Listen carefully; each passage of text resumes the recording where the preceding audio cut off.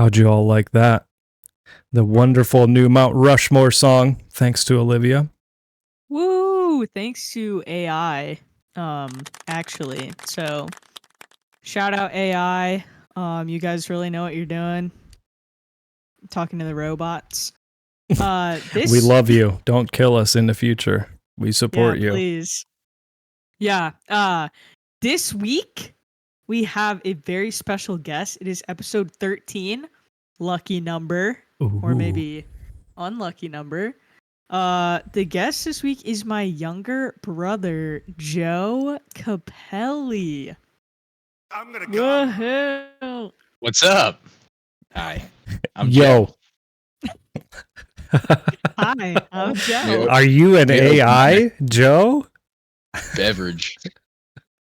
Yeah, Joe, tell everyone what you're drinking.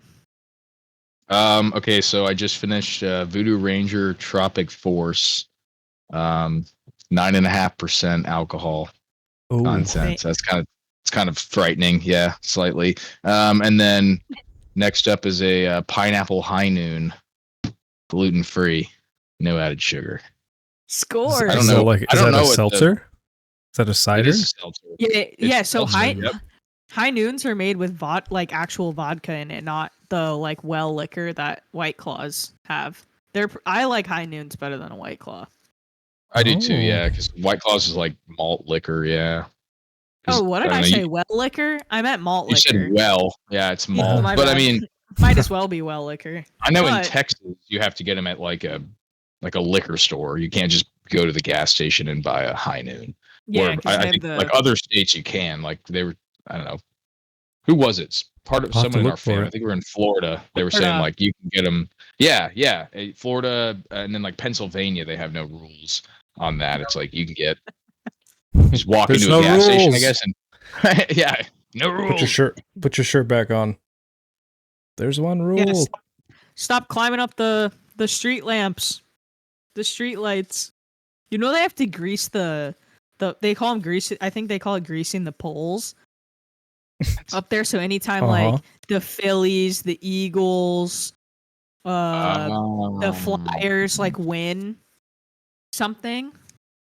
So they're just out there with like they grease the street poles or like the street lights because people just climb up them and like knock them over. Imagine having that as a job. Do you think that's a state job? It's like maybe it's a city, like city government, because I feel like it only applies to like Philadelphia. I wonder how much they get paid per hour to just go slop some grease on poles. They're absolute mongrels up there, dude. Well, I would just imagine them out there with like a bucket and maybe like, you know, one of those like a paint roller on a stick, and they're just that's the efficient way to do it. I don't know what else they would do, but it's just funny to think. But like, I guess they're playing tonight. This game tonight. It's a big one. It's all the strippers in town. They just give them all a bucket and they're like, go practice all around town. That's a big pole. That actually kind of be a good business model. Strippers greasing the poles. Yeah, they just get tips. Everyone just walking by, all excited, so to speak. Yeah, I guess they do a little number, a little show before they grease it up. Yeah, they do. Yeah, one of the little spinny whatever those are called. I wish I could. Do you guys ever watch? Oh Strippers? My god, no. It's the Aussie Man reviews. No. Have you ever watched that? Oh, you have to look it up later. It's this Australian dude who he started a YouTube channel back in the day. Now he comments on everything, but he used to make commentary specifically for pole dancing competitions. And it's just like an Aussie saying the most ridiculous shit about strippers doing pole dancing maneuvers and in competition. I'll have to look it up. Might be funny. Oh, you'd piss yourself laughing. Yeah, probably. Aussies are hilarious, man. Just the way they speak. It's awesome. Yeah. Yeah. Okay, well, getting back on track.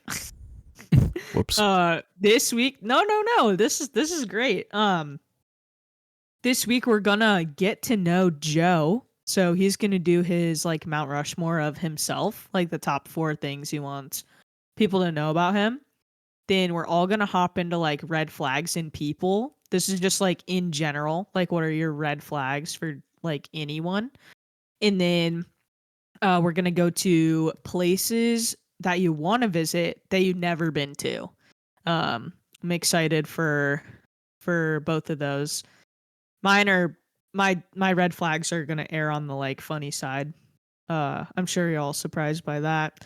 But yeah, Shocked. so this week we have Joe, mentioned earlier, he's my little brother. He's 22, turning 23 later this year, and he's currently a flight instructor, following in our dad's footsteps, or at least, you know, trying to. I'm not saying that in a bad way, but like he might not get on with American Airlines. Hey, he might not get with American Airlines, but he might do like a different airline. But nonetheless, he's a flight instructor, and he's just living life. So, Joe, do you have anything else about yourself, or you want to save it for the get to know you? Yeah, no, you pretty much hit the nail on the head. I don't really do much else right now. I mean, that's I flight instruct, I eat, I sleep, I drink. Yeah, I mean that's pretty like good. A pretty good life as a 22-year-old. Yeah, no, I have it made for sure. And I live with mom. I mean, come on, can't get much better. I just had like a full on like Sunday dinner. Like, not many 22-year-olds living by the. Yeah, right. Exactly. Yeah. How many 22-year-olds can say that? Or maybe they can. It's an expensive. I feel like there's a lot. It's an expensive world now. Yeah, I feel like the whole like. I'm imagining my friends in like the nest. Yeah. Like they're sitting there probably like, I don't know, cooking like pizza rolls or something. Like. Yeah, for sure. I gotta ask. Have you I guess I'm kind of putting you on the spot here. So if you feel uncomfortable, that's fine. But have you like feels uncomfortable? Have you had a scenario yet of like you met a girl somewhere and you're like, she comes over and you're like, oh, hey mom, but then it's like it's nothing serious and you gotta like kind of play it off. Not really, no. So, I mean, I go out and like, I don't know, it's just a weird world. Like in DFW, I would say in general, and this could be other places as well. I feel like most people my age are like either, at college or like, I don't know. In the places I go, I feel like it's like an older crowd. So they're not trying to like get around, if that makes sense. And neither am I, if I'm being completely honest. But I haven't had that happen yet. But I have like done things in this household. Let's go. No, I'm just kidding. No, what do you think your mom would do? Like if you would she be supportive or would she be like, Joe? Honestly, what the fuck are you doing? No. She would definitely be. She's told me it's like fair game. I can bring someone home and fuck them. Like it's like that has been said. She encourages that. Honestly. Wait. We got a good one for this one. I'm gonna come. I'm back on the bus. Oh boy, that's funny. Was that an awkward conversation? Like, oh, thanks, mom. I'm glad you said that. That's cool. No, I'm gonna go now. No, there's not many like we're awkward a very open family. Yeah. Now, if I brought like my ex home, that would be a whole nother friggin' ball of wax. That would be. That would be hell on earth. Yeah, if you do that, can you set up some hidden cameras? Kind of want to. Yeah.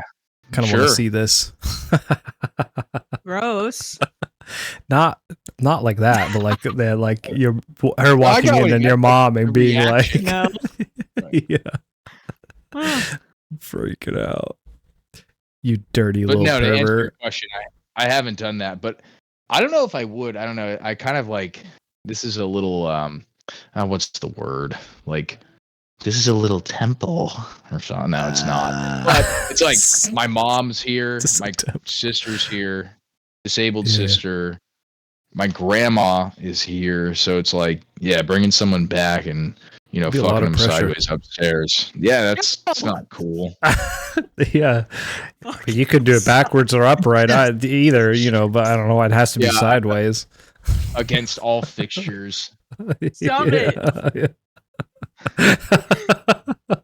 Go on, keep going, Joe. Let's make Olivia die. Yeah, there you go. Yeah. So it's like rethink having your little brother on here. Yeah. No, you're hilarious. But I don't know. Yeah, it's maybe in the future. I don't know. It's also just not something I'm into. It's not. I don't really get much from that. I mean, I've had like a little quote unquote one night stand. I don't know, a couple months ago. It was like right after Christmas. Happy birthday, Jesus. Happy birthday. Yeah, Santa brought you a gift. Yeah. Yeah. A little stocking stuffer, so to speak. And then I was. Ew. Yeah. No. I didn't plant my seed. But. Okay. Or it didn't take. I don't know. One of the two. Yeah. We might. There you go. No, I was shocked. There was rubber involved, but Joseph Walter. Liv, you should be happy about this. That's good news. Is a podcast, yeah, I know it's good. You said it's like fair game. We're finally getting to the point where the rubber meets the road, and that's a good thing. I had I've already had this conversation with Joe, and I think I had the same reaction as I'm having right now. So yeah, no, I mean, I just I don't know. I don't need to hear it. I agree with Marcus. That's like a strong thing. That's good. That's Well, we should be celebrating being responsible. Yeah. I mean, you're generally responsible, so I try to be. But with all that said, that happened, and it wasn't like, freaking life changing or something. I was just like, well, that was cool, I guess, and that was probably not needed. Yeah. Looking back, it was fruitless. There was nothing. It's not a good experience. I'll agree with that. But it's just like you wake up and you just kind of feel like not defeated. You're just like, that just wasn't worth it. There was no really need for that. Maybe it was fun in the moment, which is a lot of things in life, but that one I was just like, it was unnecessary. But hey, it was an experience, and I'm all for them. There you go. Now the whole world knows. Yeah, good. It's a blanket term. All for experiences, maybe not that. Yeah. Well, Well, I think you tried it and you didn't like it, and now you know. I think we've gotten some good guest lore. Yeah, you could say. This. Well, that's not to say I wouldn't like it with somebody else. I just feel like not to get that deep, but Why are we still talking? We'll leave it there. I feel like Joe, you're like you said, you're too responsible. I don't know. I guess I don't know you that well. I've only met you like once. It doesn't seem like your style. It doesn't seem like your style. It's not. It's I feel like you're a little bit like me. Like you need a little connection for it to be any good. And absolutely. Yeah, no, there was really I mean, like I knew the girl. This is the thing. It wasn't like walk in like you're kind of like it wasn't like a real let's you're coming home with me. Yeah, exactly. Yeah. Okay, so it wasn't like somebody you had just met. Yeah, I had seen this chick probably like 3 or 4 other times, and then it just like that's and not then a she was one-night like, stand. "Hey." No, it's not. It's not a traditional one, but it was the way it all went. It's not down, a traditional one. If there's such a thing, I don't know, where it's just like you meet someone and bang them, but yeah, it wasn't like obviously it wasn't planned. It just kind of happened. Sometimes you just fall and it slips in. Whoops. Anyway, Liv, let's move on. Yeah, I've been ready to move on. Okay, shall we go into our weeks? Yeah, also I just saw Joe's picture and it's SpongeBob with a boner. So there you go. Anyway, Yeah. Pretty... Try and find that. Put that on the whiteboard. Is that even possible? I don't know. I'm a little, I'm recording my screen and I'm afraid to Google SpongeBob boner because I don't know what's going to pop up and then we'll get banned off of YouTube. I'll do it. SpongeBob boner. SpongeBob boner. Okay. Well, Liv, while you look that up. All right. Well, there you go. Never mind. Whip it out. No, this is funny. Whip it out. Okay. Liv, Marcus, would you like to go into your week? Sure. Well, technically, we should probably do 2 weeks because oh yeah. So the start of the end of February and until now in March, it's been a long month for me with work. And so last week we skipped the episode because I just needed a weekend to relax. Oh, look, you both did it. Two. You know what's better than one SpongeBob with a boner? It's 2 SpongeBobs with a boner. There you go, everyone, if you're watching. That's the actual photo. Yeah. I'm going to come. We'll just put this right next to Joe. Yeah, there you go. Or right here. He's just so innocent with his boner. It's great. So talked a lot about boner. Pinochle. Yeah. The old boner. So I needed just like a weekend where I did nothing. So we took a little vacation from the podcast last week. So we got 2 weeks to cover. The only significant thing, actually, that's not true. We'll start 2 weeks ago. The hiring freeze. So I talked about my job getting accepted, and I was just waiting to talk to HR and figure it all out. Well, the hiring freeze, Doge got me, and that's okay. That's good for the country. So I'm now on standby with that. But that also meant that I got to put in a couple of other exciting JOB applications. So we'll see what comes of that. And then this last week,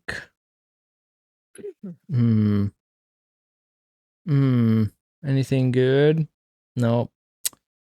I was just trying to be a good little boy on my diet because I had to do my PT test this weekend because we had drill weekend this weekend and it just ended like 3 hours ago.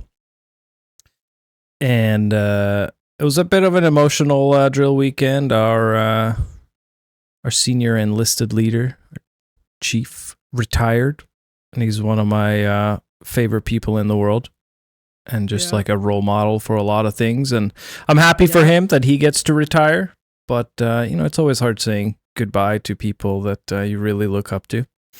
And he, I don't want to dime him out too much, but he cried a couple times. And, when you see one of your role models crying in front of a bunch of people, you get a little emotional too. So it was kind of emotionally heavy. And then you kind of just get to do some thinking. But also, it's a big party, so we ended up partying. So that was kind of tiring, but in a good way.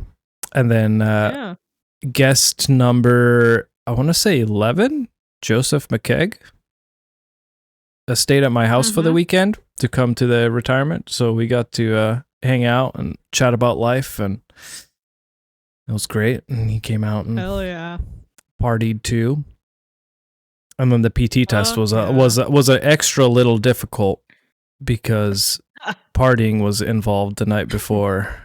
But were you a little bit hungover? I wouldn't say it was hungover. I'm just like, I've been eating clean. Groggy. Well, so here's one of the downsides of eating clean for a long stint of time is as soon as you stop eating clean for like one day, you have like a tummy hangover. Even if you didn't drink, you kind of just have this like in your tummy. Yeah. If that makes any sense. I can't relate that much. Yeah. Me neither. Yeah, well, I wish I couldn't either. So I was like, so we drank, I don't know what the retirement ceremony started at 13:30. Oh, I was the bartender for it.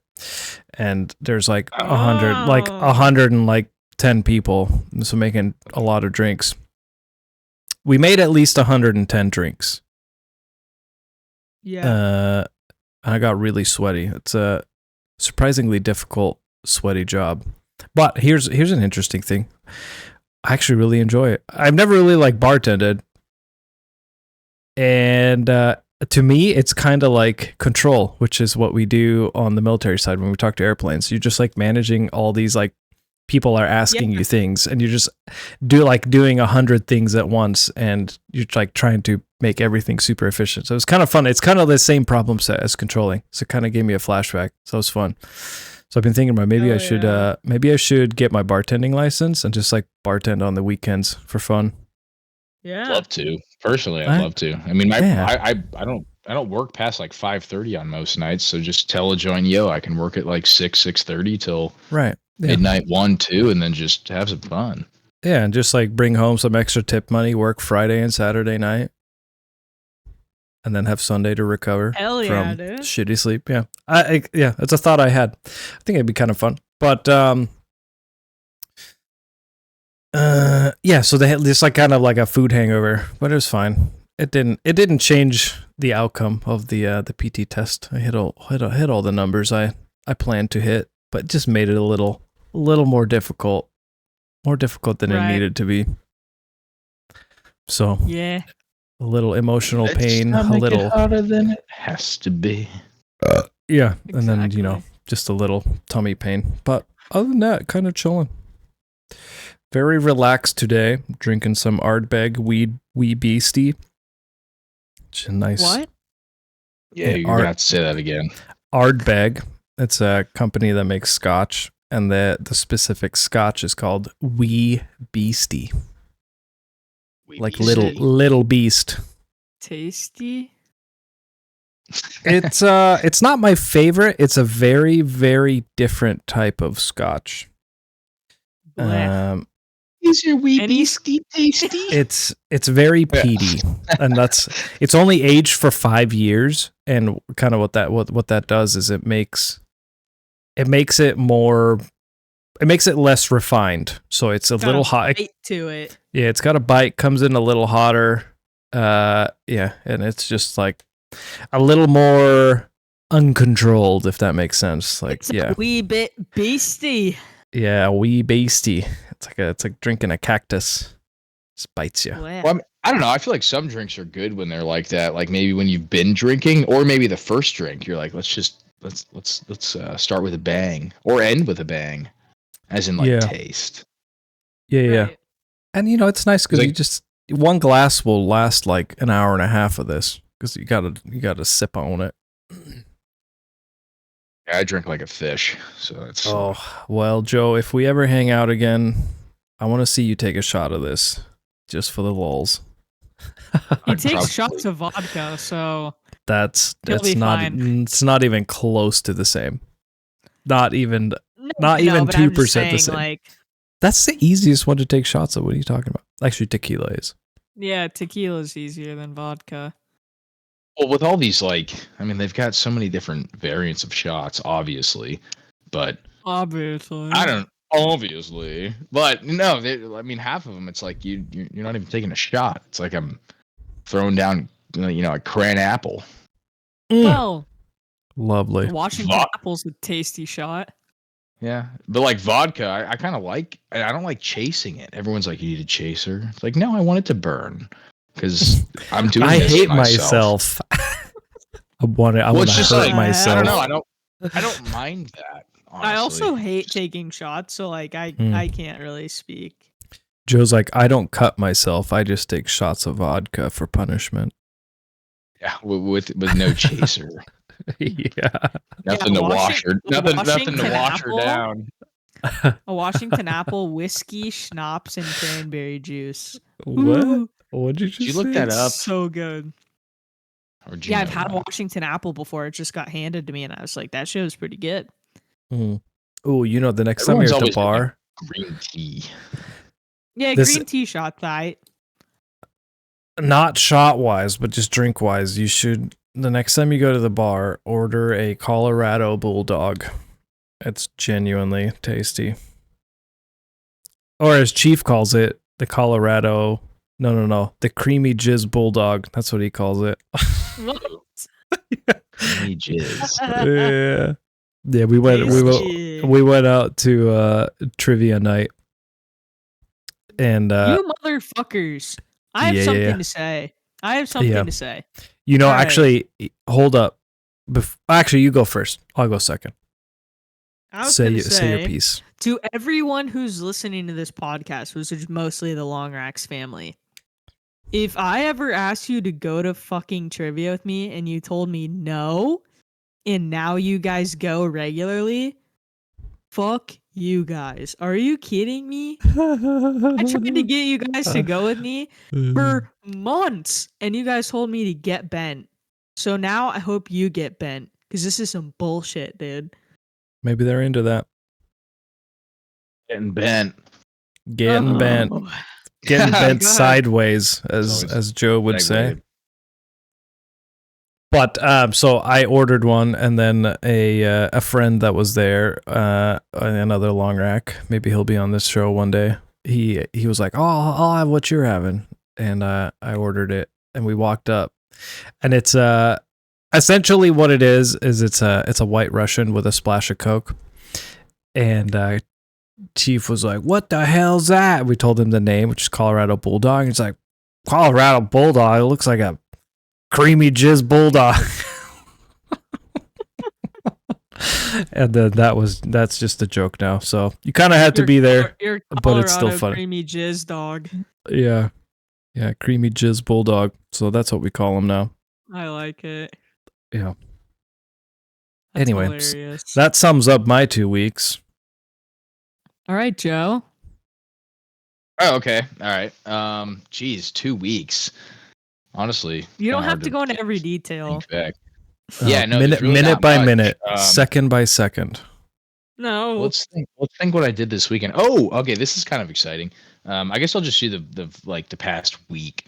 So last Sunday till now, I typically work 6 days a week, flight instructing. Like, we have days off, but I just never take them. I don't see the point. But anyways, Friday night, so I worked all week, whatever. Then Friday night, I went and saw a band that, how do I explain this? So I went to high school with these dudes, and they got into a metal band. They named it Kudu. Hell yeah. Their slogan is like "Kudu or be killed." You guys can look. Dude. Yeah, so you can look them up on Spotify and Apple Music. You know, it's kind of like music where it's like you can't understand the lyrics, but like the musicality and like drumming and guitaring and all that crap, it gets all pretty solid. But I went with a buddy of mine, Johnny, and then I also brought along my mother and my sister, and they both loved it. So no way. No kidding. Yeah, they went. And then this is like to mom about it. Oh gosh, she was feeling Were herself. people swinging from the rafters again? No one was swinging from the rafters, but mom was moshing. Mom was moshing. Wait, no way. I have videos of it. Yeah. What? Was Audrey moshing? Yeah, was she just out there just rolling people over, dude? Screaming, laughing. Mom was like kind of half running into people with Audrey, and then but they were like, no one knew what to do, because like typically it's just a bunch of like sweaty, like mid-20s, maybe like a random like 40-year-old dude, and you're just like swinging your arms, like shoving. You're just like shoving people back and forth, and it's just a chaotic mess. You put Audrey in her wheelchair and mom in the middle of it. And can you imagine getting Audrey's wheelchair to your shin? Yeah, dude. Next time you should put spike wheels. Put spikes on her wheels and just fuck people up. Running into people. Oh, I tried to tell her that. Yeah. Do you know the little things at the chariot races back in whatever Roman times, where they would have the blades on the side of the chariots? Just do that and take people out at the knee. That's metal as fuck, dude. Yeah. It was a crack up, but yeah, they were there, and then like this was one of their biggest shows, and so we did that, and then afterwards I went to a local bar. Was it at? It was called the Rail. It's in it's a little bit south of like downtown Fort Worth, kind of near. Okay. I think it was like kind of close to Cook Children's. I think. Oh, okay. That's a lovely name. It was right. Yeah, Cook Children's. Yeah, it's the children's hospital. I don't know who thought that what was a cool. terrible name for a children's hospital. These kids are cooked. I think the guy's name was Cook. Marcus. Cook. These kids are Maybe cooking. Is it Cook? It's Cook Children's, but it should be Cook's Children's or Cook's Children. I don't know. Someone doesn't know grammar. Neither one's good. Yeah, just gotta use your first name, I guess. Maybe middle name. I don't know. Yeah, or maybe just his first name, John's Children's. I don't know. Or just don't be so in love with yourself that you have to make it your last name. That's weird. Right. But yeah, that happened, and then yesterday, I've been working on these things. They're called POAs. It's a plan of action. But for my job, right now, I'm just a line instructor is what they call us. So I just go out and teach people. But they're trying to get me to be a check instructor. So I'm going to go up and do check rides and another funny word, orals with students. It's ready for your oral exam. But I have to make these plan of actions, basically a big long list, 10-page document of how I'm going to conduct the check and the oral check. Yes, exactly. I know how you're gonna do it. Grab him by the pussy. Yeah, that's how you're gonna do it. But typically, the checks are supposed to be scenario based, so you have to go in and type out this entire story. You're gonna, you're gonna take your friend out, and you guys are gonna go here, and this instrument's gonna break, and what are you gonna do? But because it used to just be straight up just rote memory, what is this, what is that, tell me about this. But now they're trying to go more into I guess real world stuff. That's how they want you to conduct the check, although that really doesn't happen. I mean, there comes a point when you're just spit it out, give me the facts. But I went over to my buddy's house and we did that, and we watched Austin Powers Goldmember, so we didn't get much done. Classic. But, yeah. Step 69 in your process is I'm gonna come. There we go. All right, that's enough sex jokes for me for today. I'm cut off. Jesus. All right, I'm good. That's if you're listening and you're getting tired of it, that's the last one I'm going to do. I promise. Moving on. You are fake news. Wow, let's bet on it. But I guess to finish up, that was it. That was basically my week. Just work, that crap, the concert. That's it. It's dope. I pulled up Kudu on Spotify and pulled them up on the main screen here, so they got a little shout out just now.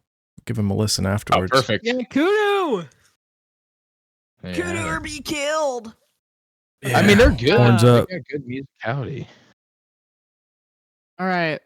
My past 2 weeks, God.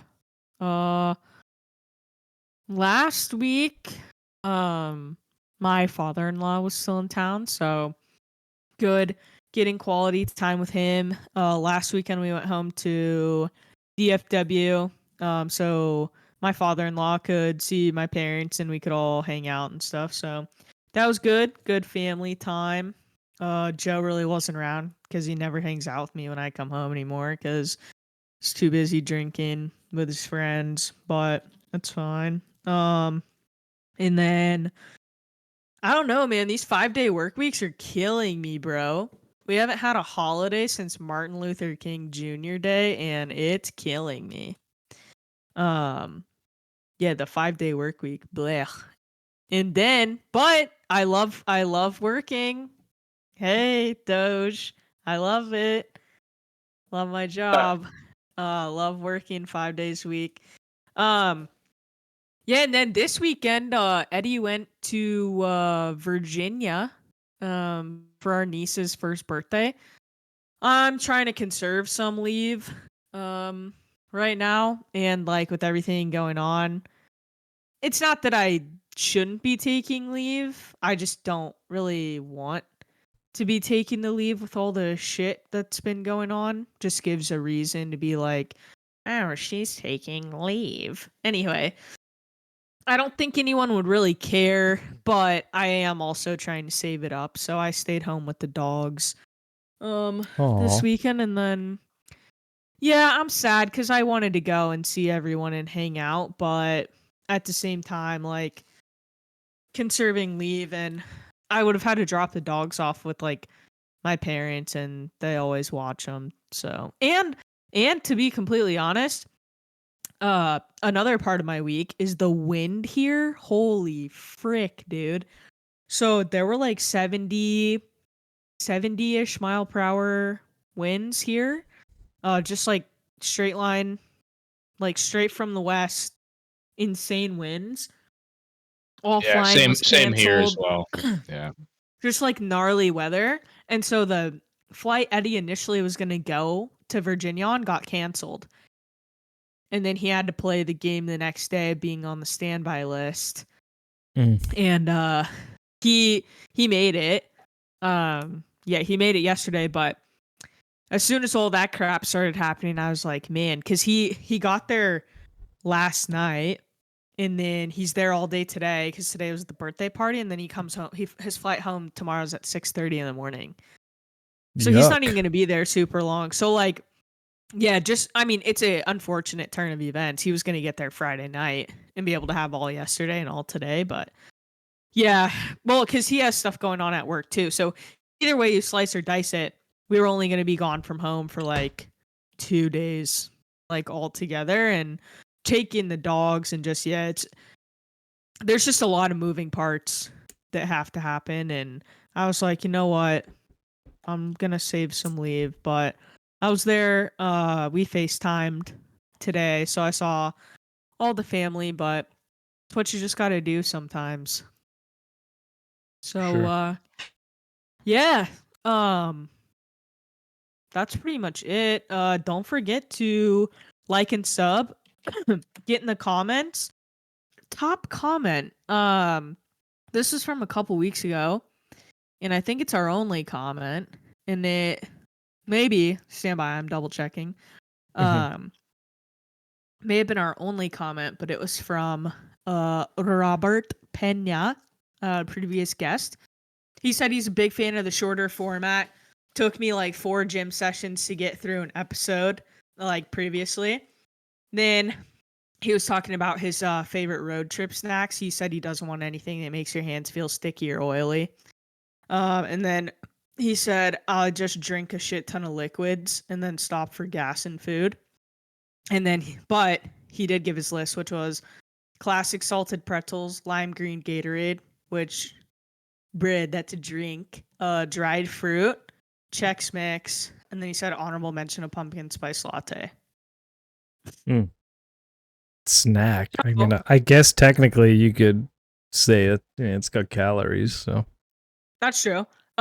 So yeah, that was our top comment. Thank you, Chef Bobby P, for getting in there. The rest of you, I'm very upset. Bobby, I owe you a $5 bill because that's what I said I was gonna do. So if you guys get in the comments, you could get a crisp $5 bill in the mail. And I think with all of that, Joe, let's get to know you. Hold up. I just got. Did it come through? Oh yeah, it did. If you go to the Nothing But BS channel, this was you were talking about working and having the 5-day weeks. I just want to. True. I was talking to the wrong audience. Well, yeah, but I also wanted to highlight. I posted this picture of my body battery last week. This is why I had to take a day. I didn't want to do anything because my body battery, my lows for Thursday through Saturday were a 5. Look, Friday, my high was a 15 out of 100. And that was insane. That's just because we had like, we worked a 5-day week, and then we had drill weekend that started AT, and then we didn't have a day off, so we had a 5-day week, worked a weekend, had another 5-day week, and just being social and lively, and body better 5 and 15. Does that get calculated on your watch? Yeah. Like, okay. Measure. It's a Garmin watch. It like measures your blood oxygen and all your heart rate and stuff throughout the day. Yeah, you were dead, bro. Dude, Saturday I literally. Your heart rate was 15, bro. No, it's not. Yeah, I was dead. Joking. Yeah. Oh, Saturday, that when we finally got a Saturday off, I went in and helped people with their DTS travel stuff for going home, and I tried to go to the gym, got a surprisingly good workout in, and then came home at 9 a.m. and fell asleep for 3 hours, and then laid on the couch. I'm not kidding, until probably about 6 o'clock. Mm-hmm. Nah, it was like 5:30 because I took Margot out, so it was super late. But I just laid on the couch and stared. The TV wasn't even on. I just stared off into space for 8 hours straight. And it's Did you guys hear me just call my dog? No. Oh, okay, that's good. Sorry, I didn't know where he was, but he's under my desk with me. That's just me complaining about my crazy week. Yeah, that's why we rough, man. That's why we didn't have an episode last week. I was dead. Yeah, it makes sense. You got to take breaks, man. Mm-hmm. Okay, Joe. All right, Let's get to know ya. Yeah. So I was told 4 things I'd like to share about myself, or want people to know. I don't know if the actual wording's on the blackboard here. Anyways, all right. So it's up. Your section's up at the top right, so you can type under "Get to Know Joe." Oh, okay. Oh, I see it here. All right. There you go. All right, and then say them as you type them out. Right. Okay. So yeah, I'll say to start. This was kind of hard because I don't know. I know this is a podcast. Who freaking cares? But it's I don't want to be arrogant. Hey. It's I'm not saying who cares in that sense, but these aren't in order of importance. But I kind of asked family, my mom and grandma and sister, what do you guys think? What's something I should share about myself? So you're wholesome. Blunt. All right, so I'm an Eagle Scout. Oh shit, dude. Leave some ladies for the rest of us. Yeah, and that doesn't get any ladies, trust me. I listen to grunge. There it is. Grudge. Hell yeah. We'll have to share some music after this. Grunge, hard rock, metal. Dude, I got some bangers. I got some bangers for you. Metal. First car was a 1970 Oldsmobile Cutlass. Yeah, so that car, it was my great grandma's car. My grandparents bought it brand new for her in 1970, and her name was Pearl, hence why my middle name is Pearl. And that's actually a banging car. He has a green one, and so she got that car brand new, and then obviously she passed away. Kind of bopped around the family for a little bit, and then we named the car Pearl after Pearl. Aww. And Joe, I didn't name it. I don't think I was alive when it got named Pearl. But Joe, for his first car, was like, I want that car. So we got it. Yeah, it's a badass looking car. Yeah, she's pretty. Ow! Straight up muscle car. She's pretty sporty. Yeah, she's beefy. Yeah, for sure. She's thick. A second to mess it up. There we go. Okay, cool. Yeah, so there's my 4 there. I thought the last one was just kind of funny because there's a story that goes along with that with Liv. No.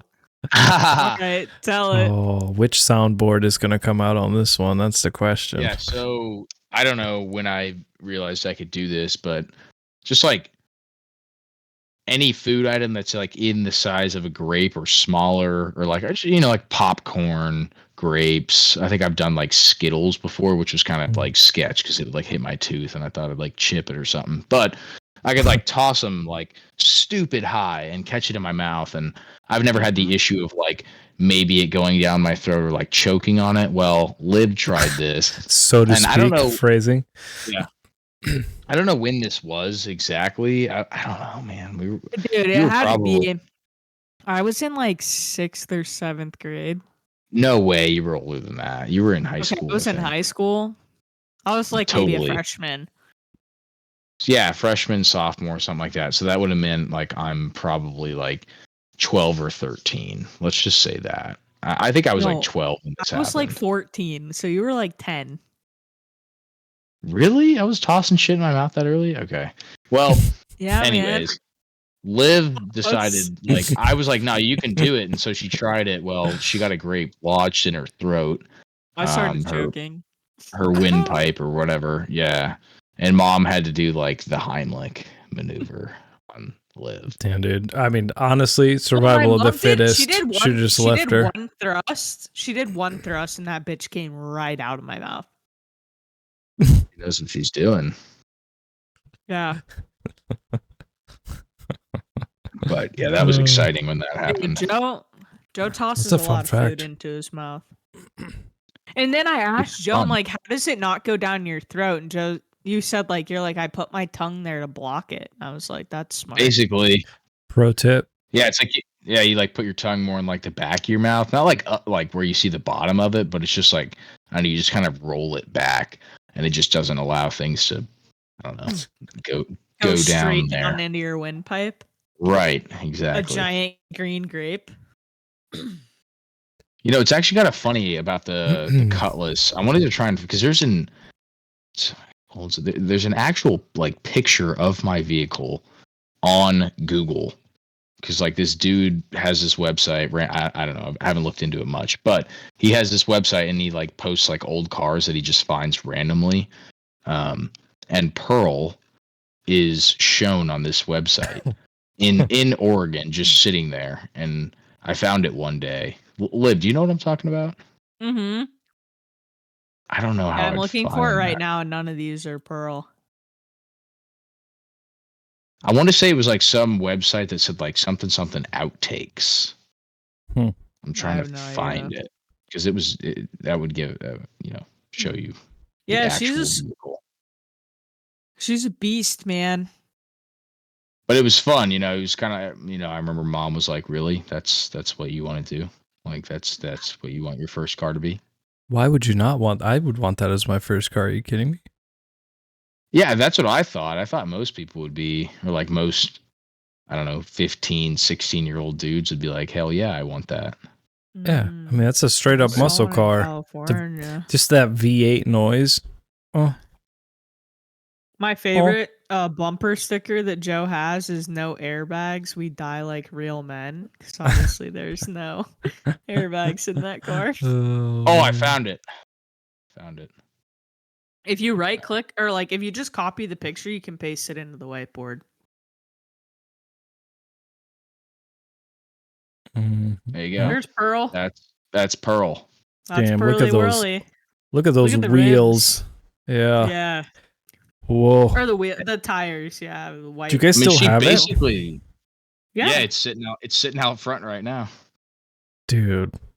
You gotta like I'm not saying one day. That's a sweet project car. Oh, totally. That's my goal. Yeah. Put some wings on it and then start flying it. Yeah, Curbside Classics is the name of the website. Let's see if I can get another. I literally found that the Curbside Classics thing. Oh, that's funny. Yeah. But it's a different green one. Oh, there you go. Yeah, so it's like the same website. Yeah. Whatever. Yeah, there you go. Now you can see her hips. Little back shot. And like I know that's Pearl because look at the back right bumper. Yeah. It sags and it's still that way. Yeah, but Pearl doesn't have a showing white her age. vinyl top. Yeah, her white top is disintegrated. It's gone. Yeah. Oh. One day I just ripped it off. It was just, I don't know. I don't see the point in putting a new one on it until Pearl is like, you know, in a controlled environment, not sitting in the Texas sun getting baked. So is it a convertible now? No, it's just all you see is just like rusty metal. That's like the top. It was never a convertible. It was just a vinyl. Yeah. Just a vinyl top overlay. I see. Which people are like, yeah, it's not the I don't know, the smartest for like, you know, if you're trying to keep a car for 55 years at this point, because it's that's going to break down over time. I have a feeling that might have something to do with the fact that you haven't seen that since the 70s. In cars. 70s, and I think they might have rocked that a little bit in the 80s, and they slowly just phased it out because it was getting kind of stupid. Because like you would have to replace it every like 10 years, I want to say 10 to 15 years, or else it would start to look dingy and just like gross. And they hold moisture. They hold moisture too. It's just not good. Yeah, it's like in Oregon. It's pretty moist here. Yeah. Pearl was just sitting in Eugene, Oregon. Yeah, getting shat on. Dude, friggin' last night, Austin Powers shat on a turtle. Shat on a turtle. I was cracking up. Right. Let's see what else. I listen to grunge and hard rock, metal. I don't know. Like I said, like I don't know if this means like, you're just getting to know me, but it's like, is this something I would just go up to somebody and say? It's like, hey, what's up, man? No. I'm Joe. My first car was a 1970. I'm an Eagle Scout. No. This is your Mount Rushmore of what you want people to know about you. Like, because we're asking you, not because you would normally tell people that. I got it. Okay, understandable. But I don't know. Grunge. Yeah, I like trying to think here. What? Stone Temple Pilots, Soundgarden, Alice in Chains. It's always good. Creed, brother. Oh yeah, Creed. Godsmack has been in the playlist quite a bit lately. In fact, I have a gym playlist. It's kind of a funny name. Let's see. Let me go to it because I can't quite remember it. Let's see. I rock Apple Music. I'm sorry. Oh. That'll come up later. What are you fucking living in the Stone Ages still? I know. Well, okay. It's time to grow up, Joe. I have both. Oh. You don't use Spotify? I use it occasionally, like whenever I'm trying to send something to like a friend of mine that like uses Spotify, and I'm like, I want them to listen to this song. I go to Spotify, I search the song, copy it, and then send it over. But I listen to it on Apple. But I was like, I always have an Apple phone. Why don't I just use the service that they provide? That's kind of my mentality. Because it's doo-doo panties, that's why. I don't know. I don't really see the big difference. All right, besides, it's a valid point. Is there? I don't know. I've never used it. Well, I guess back in the day when iTunes was a thing. Yeah. I guess like I think Spotify has more of like.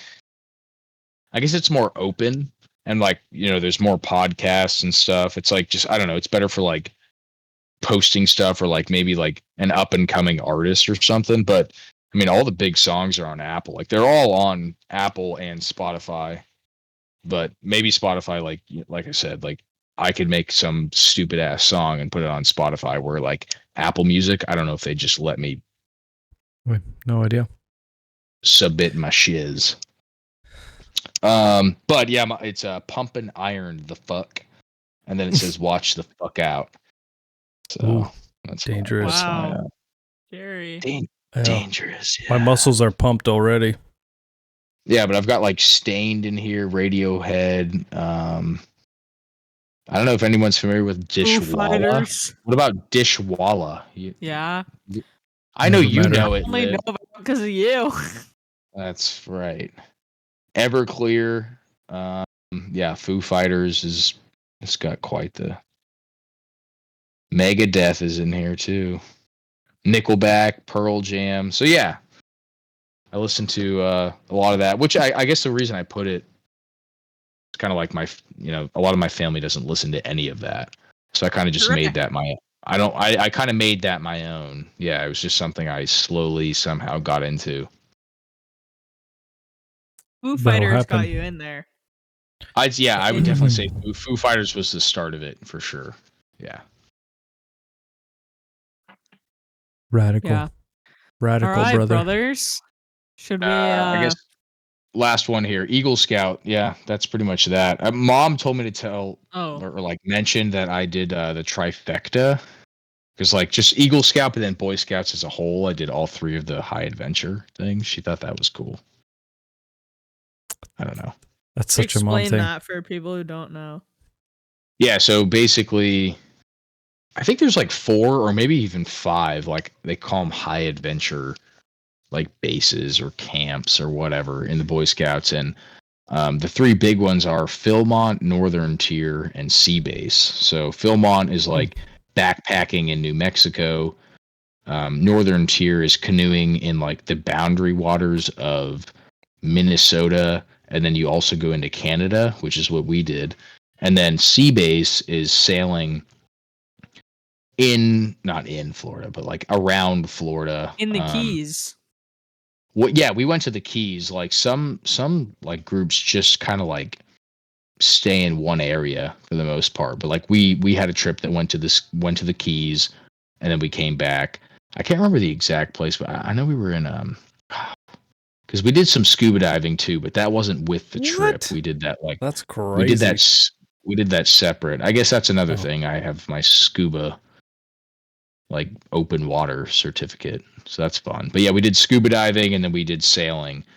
But I did all 3 of them, which I'm blessed because they're not cheap. So shout out to Mom and Dad for that. But yeah, I feel like people like to make fun of Boy Scouts and stuff, but like no joke, it's awesome. Yeah, like that's fucking rad. What a young man or little boy, I don't know what age you do it at. I never did any of it, but I mean it's Cub Scouts all the way up till you're 18. Yeah. Is like when you have to have your Eagle by. 18's the cutoff. Yeah, that's like the coolest sounding shit ever. Kind of jealous. Should have done that. That sounds awesome. I'm gonna encourage. Hopefully Eddie and I have a son someday, but we're gonna encourage to, like, if we have a son, to do Boy Scouts, like Cub Scouts and Boy Scouts. I mean, yeah, it teaches some really great like life lessons and skills though. Yeah, I mean, if you're applying for a job and they see you're an Eagle Scout, like it's actually kind of a big deal. Like it'll set you apart from people. Right. Yeah. Same thing if you're trying to apply to like a service academy and you have your Eagle Scout, like they're gonna look at you way more. Like it's a good thing to have in your pocket, I guess. Sure. Yeah. No. And like you said, it does teach you a lot. Like, you're kind of forced to like talk to adults and like lead like other dudes your age. So like, you're in like a leadership position and you have to do those things to get your Eagle. And then on top of that, yeah, you have like your merit badges. So, I think like big ones I learned like life saving. So that was like, swimming, and I had to like, quote unquote save people from like drowning, and then like swimming merit badge. And then you could get, I mean, there's just a whole, like we had to do citizenship in the community, world, and nation, I think. So like, I don't know, it was just all the merit badges, you had to get a certain amount. And obviously there's like, steps to that and stuff. But I think the biggest thing, it's just like finishing college or something. It's like you set your mind to something, you finished it, and you succeeded. And I don't know if that makes sense, but it's like to an employer, it's like, okay, like that individual can like, be handed a task and it's like, hey, do that. And it's like, all right, sick, I can get that done. Right. Nailed it. Hell yeah, brother, man. But other than that, it's pretty much, sorry, I just got a message. Yeah, like Liv said, I should have friggin' silenced my phone from my boss. Oh. Yeah, he wants me to take a plane to Denton tomorrow. So I work out of Alliance Airport, and it's currently spring break. at my flight school because we're like tied with a community college, and they want some planes back in Denton because I guess they need them. So he just asked if I could do that, and I cannot because I don't have a current second class medical. Ooh. So I can't do it. Oh, yep. Joe, that's gonna be on my red flags for sure. Don't have your second class. Yeah. Well, red flag. I have a first class medical, but I can only utilize third class privileges because I got it back in 2021. I just haven't gotten back. Lame-o. So, yeah, well, there's my first red flag. There you go. Yeah, good segue. Marcus, do you want to actually go into your red flag? Let's move on. Yeah. That was a joke. That was a crazy good lore section. Great job. Yeah. All right. So our first topic of the day for the crew, for the group, is red flags in people. So before I start, I guess I maybe I need a little bit of clarification on red flags. Is this like if a person has these, they're just like, that's a boundary and you're cut off and you're out? Or is it like these are just like, you know, a person could have multiple red flags and like that could be okay, but it's just, you know, something like a red flag to pay attention to and be like, oh, you know, maybe I don't like that so much.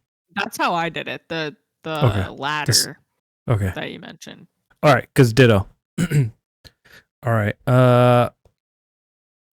My first one, I think, is just, it's the same one that it always, it's like my go-to for this one. It's kind of funny, but it says a lot about a person, and it says, doesn't return cart. I forgot to say return. Because, like, all right, why is it on your list? Okay. It's a simple task, and it's like just a nice thing to do. So like if you just leave your cart in the middle of the fucking parking lot, like you're an animal. You're self-absorbed. Yeah, what are you doing? Just put the cart where it belongs, or just take it back into the store. Like, yeah, it might okay, for example, there's a grocery store here in Abilene where they don't have a cart thing in the parking lot, which like super unfortunate, but it is what it is. Well, that's a choice by them. Yeah. And so like people will just leave their carts out in the middle, which like I guess I get it, but at the same time like I don't get it because it's just going to take 2 extra minutes out of your day to just walk the cart back in so that a poor employee doesn't have to come outside and shag a bunch of carts. Like, yeah, I obviously if you're at Walmart and they have the like cart return place, just do it. But like yeah, I don't know. For me, it's just like if you can't do this one simple, nice task of putting your cart where it belongs in the parking lot, then like, how are you gonna do anything else? Yeah, I just take it as like you're so selfish and so self-absorbed and so unthoughtful that you can't take the extra 42 seconds. Yeah. To do this polite, I don't know what's it like, civilized thing. Yeah, 100%. Yeah, I can totally agree. Yeah, I could almost put that into like people who leave a table that they like, you know, just ate at with a big group of people, just like a complete mess. It's like you could have like put your napkin like on your plate, or maybe like put your silverware on your plate, like maybe put it all in one spot or stack them up. It's like that takes you another 10 to 15 seconds, and it saves somebody else, you know, grabbing all your dirty shit and putting it on there themselves. Yeah, I couldn't do it. That picking up other people's like napkins and forks and but that's why it's just like being a nice human. Considerate. Yeah, you're considerate. It's the right thing to do. So if you can't even do that, then like what are you doing? Not to mention if you have 70 knot winds or 70 mile an hour is what you said. Now you've got carts going over there. Sorry. Yeah, and then now your grocery carts in the fucking Well, neighbor's parking lot yard. torpedoes. Yeah, exactly. Like just put your grocery cart back. All right, Yes. Joe. All right. So my first one, and honestly, this is just because I had a student recently, good dude, I guess you could say. But here it is. I'll type it out first. Bad breath. That's just Ooh. rough, man. So we were in the simulator and there's not much airflow. So typically in the plane, if there's bad breath involved, I get like the air vents and I basically create like a wall between us. So I'll like turn the air vent kind of where it's like blowing toward them. So anything they, you know, I don't know, the smells they have kind of stay on their side of the plane. Well, in the sim, there's one air vent and it sucks. So I couldn't use that. And this guy is Does it suck or does it blow? Good one. But this dude is I'm not celebrating, but he's like practicing, I guess, Ramadan. So he's not celebrating. Yeah, I don't know. I know. His religion is something Muslim. That's it. Yeah. Yeah, sure. So but he's doing like full on Ramadan where he doesn't like eat or drink from like that's what sunrise is. Well, I thought they could drink water. Mm-mm. Maybe I was. No, in the Middle East, you'll get arrested if you're drinking water in public. You're not supposed to drink water or eat. Yeah, from sunrise to sunset. Yeah, well, I had a long cross country with this dude to Longview, Texas, and he put on his we call it a fat form, and it's basically like an I'm safe checklist is what we call it too. But it's like you're just looking at yourself and you're like, all right, like, you know, have I eaten? Have I slept? Like, you know, am I good for this flight? And yeah, he put we a have 5. the same thing in the military. Okay, yeah. So he put a 5, which is the max for eating and drinking. And I was like, oh, no shit, dude. Like, what? And this was like 3 p.m. And he's like, yeah, like, you know, like not till sunset. And I was just kind of like, oh, that's funny, man. Like, cause he never like, I didn't even think about Ramadan. But honestly, I could tell that he was like slow in the plane. It's like, yeah, because you haven't eaten or drank anything in fucking 10 hours. But anyways, he had horrible breath, and that was awful. That was a red flag. I feel bad for the dude. I don't, because I feel like flight training is important. You're paying a lot of money, and I feel like he should break his fast for like this for like training. Safety. Maybe I'm insensitive for that. Yeah, exactly. Maybe I'm like not cool for that, but I don't think that's like the smartest choice. Especially like, what if it was summer or what if it was hot out and we're like sweating our balls off in the plane? Well, he wouldn't be sweating. And at one point I was like, man, I got to take a leak. And he's like, I definitely don't. And I'm like, yeah, I know. Interesting. You know, I didn't know Ramadan changes.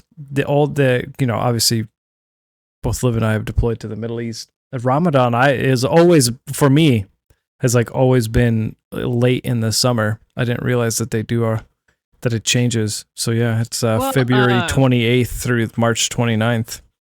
Yeah. So this year, or sorry, not this year. I think it was 2020 while we were deployed. It was Ramadan because like their prayers would just be blasting over the loudspeakers on the base. Which like, hey man, you can do what you want. It's your country. But like at the same time, like that was the other thing. We were at like, you know, this airport. Sleep, we're like, bro. We're like trying to get gas, and he's like, hey, like give me a sec, like let me go to the bathroom real quick. And I'm like, all right, whatever. And so he goes to the bathroom and he gets like paper towels out and he goes behind like the you know thing where you get gas for your plane, and he's like on his hands and knees like praying to Allah or whatever the fuck. And I was just kind of like, wow, man, that's dedication. But it was interesting. I've also seen him out there with his rug at the school, and like you said, no offense, right? That's his religion. Well, I don't know. Okay, what else do I call it? It's a rug. I'm not It's being a mean prayer about mat or something. It's a magic it looks carpet. like a rug. Whatever it is, I respect it, but it was just it's interesting to see different religions like that and stuff. But brother has horrible breath, so do something about it. Anwar, that's his name. No, don't call his name out. He's trying to stir the pot here. It was interesting in the Middle East because in the Middle East, at least both times I was there for Ramadan was in like the August time frame, and it's no shit like 125 degrees outside and 75 to 100% humidity. And yeah, like they tell you like, hey, if you're going off base, actually, well, the first deployment they limited off base travel because they're like, we're not trained for this because we don't do this every year. And like, if you're out and about in town and you're like, a cop even catches you like sipping some water in your car while you're driving, like they're gonna pull you over and arrest you. I was like, whoa. And I'm like, would they like? I'm a white dude, like obviously, but I also get it. Like we're now in their culture, so we have to respect it, and that's fine, But I'm like, man, that's this is like the worst place in the world, and the worst. It's not like traffic or there was any less people out and about, and it's like, how? Okay, good for you guys. I'm super impressed that you're walking around in this like the real feel is like 150 degrees, and they're just out and about walking around, not drinking and eating all day. I'm like, oof. Well, yeah, it was funny on that flight. He was telling different. Me, he was like, yeah, as kids, they would be out like playing soccer or football, as he said. They were playing football, and they were like, yeah, not eating or drinking. I'm like, that's insane, man. Yeah, like how many of your friends died? That's for real. Yeah, they just like passed out, and it's like, I don't know. I'm not gonna say some insensitive name, but it's like, yeah, Jimmy passed out again. Like, yeah. Yeah, it's like when the Indian guy from the call center calls you, "This is Fred," or "This is Fred," and you're like, "No, the fuck, it's not." Yeah. What's your real name, Fred? Yeah, Mr. Patel. Don't lie to me. Yeah. Baljit. Yeah. Oh, do not anger me. Anyway. That's a good one. All right, Marcus. I think it's back to you since we. The cart. Yeah, we did. So. We did tag team the cart. That'll happen. Okay. Let me know if this makes sense. I can try and explain it. I was thinking about how I would explain this on my walk earlier. I don't know if I can, but I'll do my best. So it is someone who is entitled to rudeness. Does that make sense? Yeah. What's it? What? What does that mean to you? What's my interpretation of what you're saying? Yeah. I guess I don't want to put you on the spot. I mean, I can explain it, but I'm kind of curious what it means to you. To me, and I might be wrong. Of course, I might be misinterpreting it. But to me, it's like are you saying like someone who's like just entitled, in like they can just be rude to whoever they want whenever they want, and they don't care type of thing? It's definitely a part of it. Yep. Okay. Yeah. Okay. Yeah. Sorry. Yes, that's a part of it. And then it's like, because I mean, realistically, you've been rude. I've been rude. Joe's been rude. Everyone has a moment of rudeness, but it's the person, the red flag part of it to me is, I guess, would be consistency, number one. And then two, really the entitlement piece of it is like, if they get called out and someone is like, hey, that was a bit rude. Like, could you, I don't know, however they're told, there's a million ways to tell a million different contexts when someone is rude, and they're, rather than being like, oh yeah, you're right, like I probably shouldn't have done that, they have an entitlement to it. And they're like, they double down, like, no, that piece of shit deserved it because of X, Y, and Z, and blah, blah, blah. And they did it first, blah, blah, like whatever their excuse is. They're like, rather than being like, oh, dang, I was rude. I probably wasn't necessary. And every now and then they can't accept it. Yeah, they can't take accountability for it. And, every now and then you run into a person, somebody who deserved to be rude to. But I mean, that's like probably 1 in 1,000 interactions. Right? I don't know. Maybe 1,000's a big number. I don't know what the number is. I always feel bad for being rude. All right, not bad. I regret being rude to people in general. And it bothers me when people aren't. It just like says something about you that like you have some sort of entitlement that you think that your feelings on something your understanding and your feeling of a situation is greater, we'll say, than that other person's. And you're just I mean, I don't know. If you have an entitlement, that's just shame. You just have shame. And rather than being like, yeah, you know what? I have some shame. You like double down. And you got some problems if you do that. I don't like it. Yuck. Yeah, man. Yeah, man. Joe, unless you disagree, or what's your understanding of it? I kind of cut you off. No, you didn't cut me off. No, I mean, I can agree. Yeah. I mean, the way that you explained it, like at first I was like entitled to rudeness. It was a bit confusing.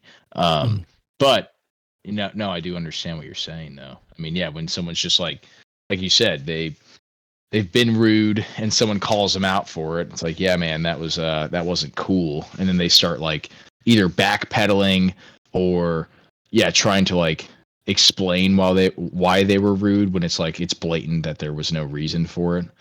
Yeah, it's that's a red flag. Absolutely. All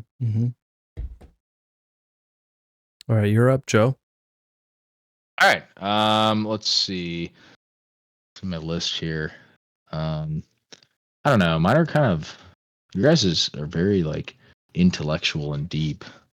Mine are pretty The rest of mine aren't. Oh, okay. Just someone, if they're loud as fuck, I think that's annoying. Like our family.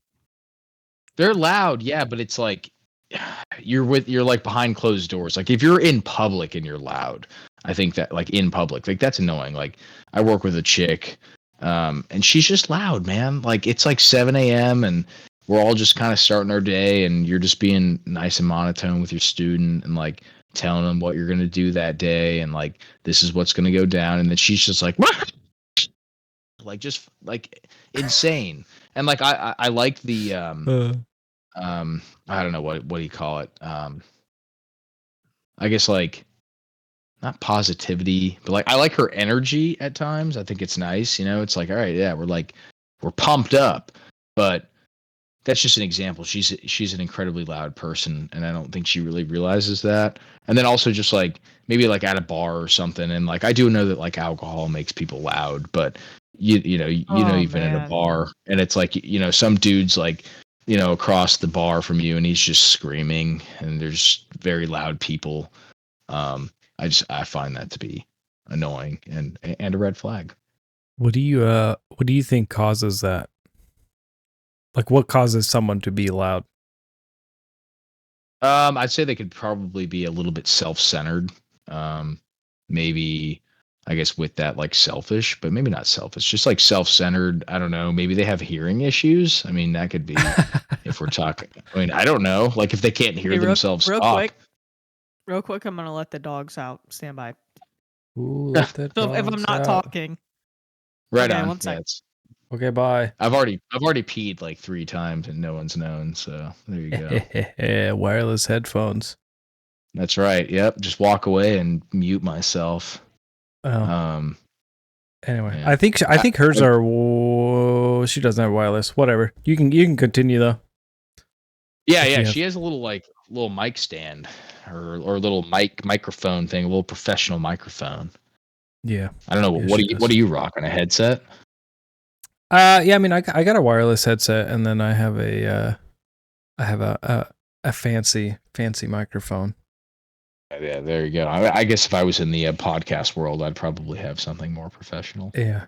There's definitely I you got could. a nice mic. Yeah. Oh, that was quick, wasn't it? Damn. I actually I think just left them Olivia's. outside. I think Olivia's might Welcome be back. fancier than mine. Hers was pretty. Yeah, it was fancy when she showed me at my father's house. Yeah. Our Okay. father? That's right.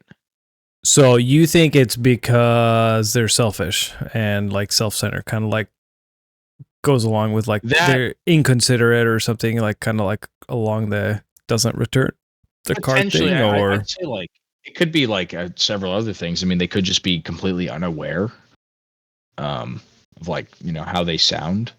And again, like that could be like that's not always their fault, but I don't know. I just don't like when people are super loud and like you can hear their conversation from across the room. I just I think that's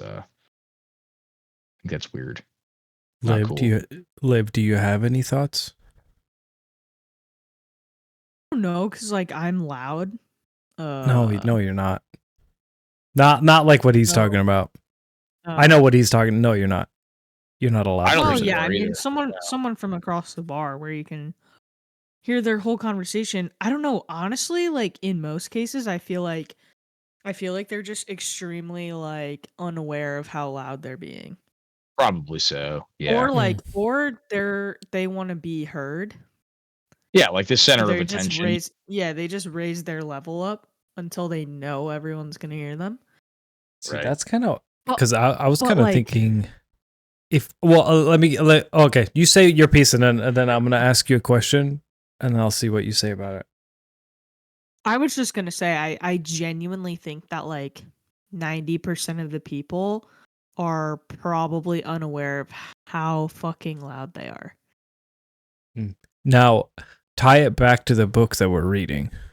And what do you think now? Ooh. Well, maybe they are doing it for a different reason than not being aware. Yeah, it's like That's I incredibly think big. I think a lot of people have like it's like a shame thing where like that's how they get attention and Yeah, maybe they grew up and that was the only way mom and dad would pay attention is that they're just loud as fuck. Yeah. Yeah, it could be a learned behavior. Like now if we're thinking about the book that we're reading in book club, like it could definitely be a learned behavior. You just learned to be loud because you had to, or you thought you had to, and now you can't go back. I mean I'm assuming there's probably people that fall into both camps. There's just some people that are unaware, some people that 100%. learned it. Yeah. Yeah, I mean, I could see both. Yeah, and honestly, I feel like somebody that like maybe grew up in that world, like I feel like you'd be able to see through that. Maybe not a stranger, but someone that you know. You're just like, yeah, they're just loud, and that's okay. But I don't know. In public, it's like you see that and hear that, and it's kind of just like it's annoying. Oh yeah, I totally agree. I get super annoyed. I feel like it's for most people. Maybe I won't speak for women. I don't know about women, but for men, it's like an attention. Hey, look at me. I'm being. Yeah. Most like annoying dudes are loud as balls. Yeah. Totally. All right, Liv. All right, my next one. Your churn. Doesn't eat vegetables. So are you and Eddie? Are you and Eddie getting along right now? Yeah, Eddie returns the cart. Eddie eats his vegetables. Oh. None of anything that I'm saying that is not about Eddie. Oh, that's well, just because he was doing carnivore. In general. He did carnivore month. Oh, I didn't mean it like that. I meant like someone who like won't eat vegetables like at all. Because Eddie hasn't completely rejects he hasn't been full. Yeah, he hasn't been full carnivore for a couple weeks now. He's just slowly adding like greens back in. So he's doing like broccoli, Brussels sprouts, asparagus type thing, but he won't have like carbs or I guess complex carbs to be more specific. Here's a red flag for What, you. I fucking hate vegetables. Well, There you go. I'll take that Red red flag flag. all day long. I think vegetables red are a flag. fucking lie. Straight up. That's my conspiracy. what are you talking about? I think that shit's a lie. I don't think How it's are they a necessary at lie? all. Like, you can They're eat a them lie. and they're fine, but people are, how do you get your vitamins? A steak has like 500,000 times the percent of vitamins, of all the same vitamins that whatchamafucks have. Shit's a lie. Vegetables? You don't need it. If you like them, good for you. Eat them. I mean, I eat broccoli because it's kind of enjoyable, but only if it's in the air fryer and That's they're a not all vegetable. mushy. That's what I said. I've seen you eat Brussels sprouts. I can, if they're really crispy and like they got some good salt and pepper on them. All right, I'll fuck with some Brussels sprouts. But, meh. The only reason I'm eating broccoli right now is because I feel like I need more calories. And I can't fit Yeah. any more steak in my tum-tum. Yeah. So I have a red flag. I have a red flag, and I'm okay with it. Like vegetables. I think they're foul. I'm also allergic to, like, I'm not kidding, like 95%. Like 95% of them. Then that's like you're out. I'm talking about people who just like reject them and will not eat them. Like, and they're like, you're an adult at the dinner table and like broccoli's on your plate and you're like, blah, broccoli, ew. I'm like, what the fuck is wrong with you? You're a fucking 40-year-old man. All right, hear me out on this Eat though. your fucking broccoli, bro. Here's my thought though. So I've been allergic to a lot of vegetables my whole life. And before I even knew that, I always hated vegetables. So maybe those people have the same problem as me and they just intuitively, they're just like, whatever, they're gross and they look ugly and whatever. Like, they don't know why, but intuitively their brain is like, no, that shit hurts my insides. Don't eat that. And you're like, you're just a bitch. Maybe. So Maybe, but maybe you're just being rude and you're being entitled to it. So maybe you have a red flag. I don't really care. I mean, if you don't eat your vegetables, like, what the fuck, man? That's just my take on the situation. I mean, yeah. Would you eat vegetables if salt didn't exist? Yeah. Yeah, or just like seasoning in general. Yeah. Yeah, because vegetables are not good. probably. If They're relatively bland. Yeah. yeah, like, oh, grass. I love dirt. Munch, munch, munch. I'm such an adult. Munch, munch, munch. I accidentally bought unsalted butter at the grocery store, and we're just using up the last stick of it. And I keep butter on my countertop in like a butter thing, so it's nice and soft. And tonight I made. Listen to this, because you said salt specifically. So I did my green beans. I just kind of like, I sauteed them in a pan for a little bit, and then I add a little bit of water and bring it up to the water's like boiling. So the water boils off, but it's like cooking the green beans. And then a trick from my mother is you put a little bit of butter in the pan, and then I made lemon blueberry bread today too. Oh, tasty. Anyway, I took a little bit of the lemon juice in the unsalted butter, and I put it in, and I sauteed that bitch, and then I did a little bit of cracked pepper. Unbelievable. It was so tasty. Yeah. But if you didn't have any of that, I mean, unsalted butter, I mean, still. I probably still would have eaten green beans. Like, I love green beans. Eating fat is just like makes it more savory. Like fresh green beans is what I'm talking about. I'm not talking about the canned ones. Like, those are good every once in a while, but I'm talking about fresh beans, baby. Green beans are like one of my, I think it was like top 5 allergies. Really? Yeah, super random. So I'm allergic to all 3 tree pollens. And like, I'm allergic to birch pollen. Yeah, a lot of vegetables are pollinated. I don't know what impregnated. Yeah. By by that stuff. But then also, like, potatoes are kind of a no-go. Nightshades. And it's just, it's a lot of herbs are a no-go as well. I don't know, it's savage. So right now, I'm just doing salt. Salt is my only seasoning right now. And Tapatio or Cholula every now and then when I'm like... And, also, like, I go out and I have a burger, like, once a week. So it's... it is what it is. Yeah. Fuck food allergies. Anyway. True. All right, Marcus, you're next. I gotta let the dogs back in, but keep going. I'll be right back. All right. Which one do I want to do next? I thought about Joe since you said that. I won't do the loudest fuck one, right? Because I kind of had one along the same lines, but I had one that was like someone who's an obnoxious drunk. Like, if somebody significantly changes their personality when they're drinking. Sure. Yeah. I don't know. I feel like you got some demons you haven't faced.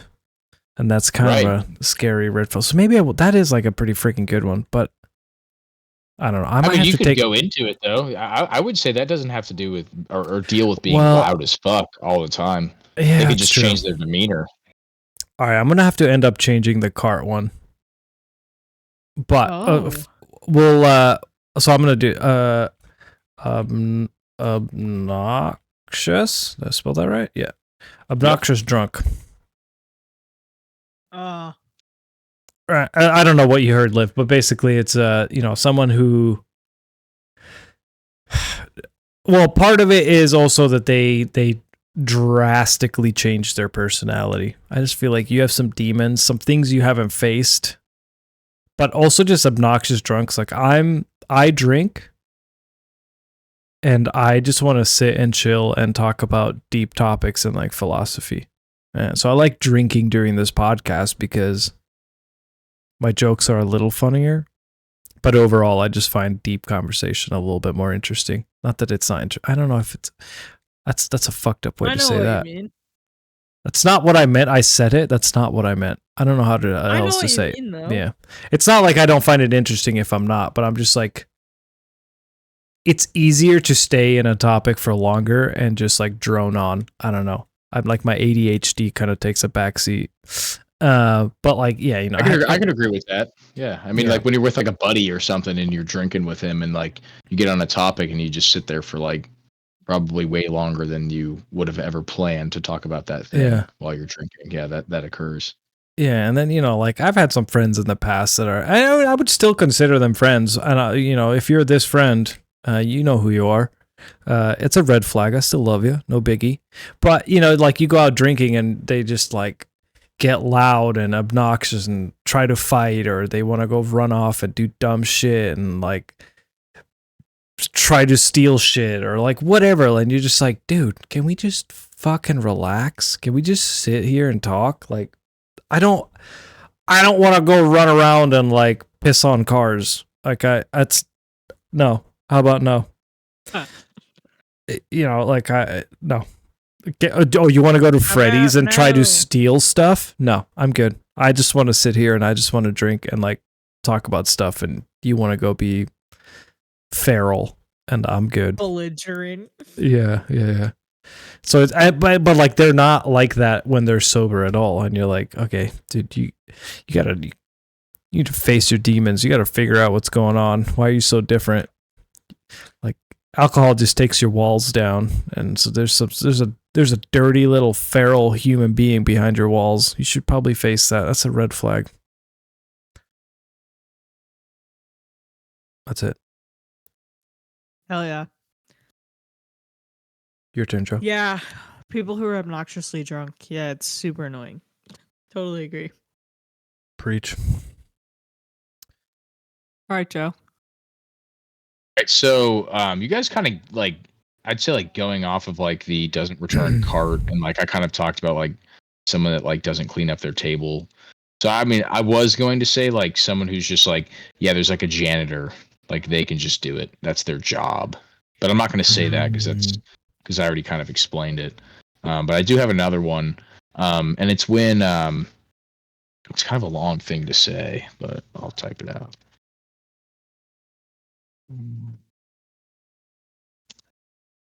Typey. Joe's a bad typer. You know what's actually it's actually difficult, if you haven't been on the podcast yet, it is very difficult to type and talk at the same time. Surprisingly. I thought I was going to be better at it. Well, while you type this out. Yeah, I know what you're talking about.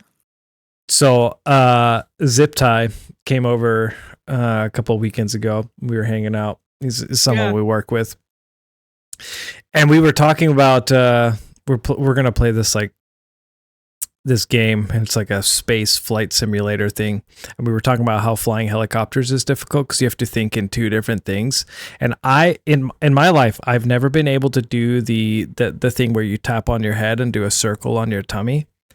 And I was like, flying a helicopter is like, you got to be able to do that thing. And I went to go do it, and I did it perfectly. And I was like, what the fuck? I've never been able to do that. And he was like, oh, no way. I can't do that either. And I was like, and I tried it with the other hand, did it perfectly with the other hand.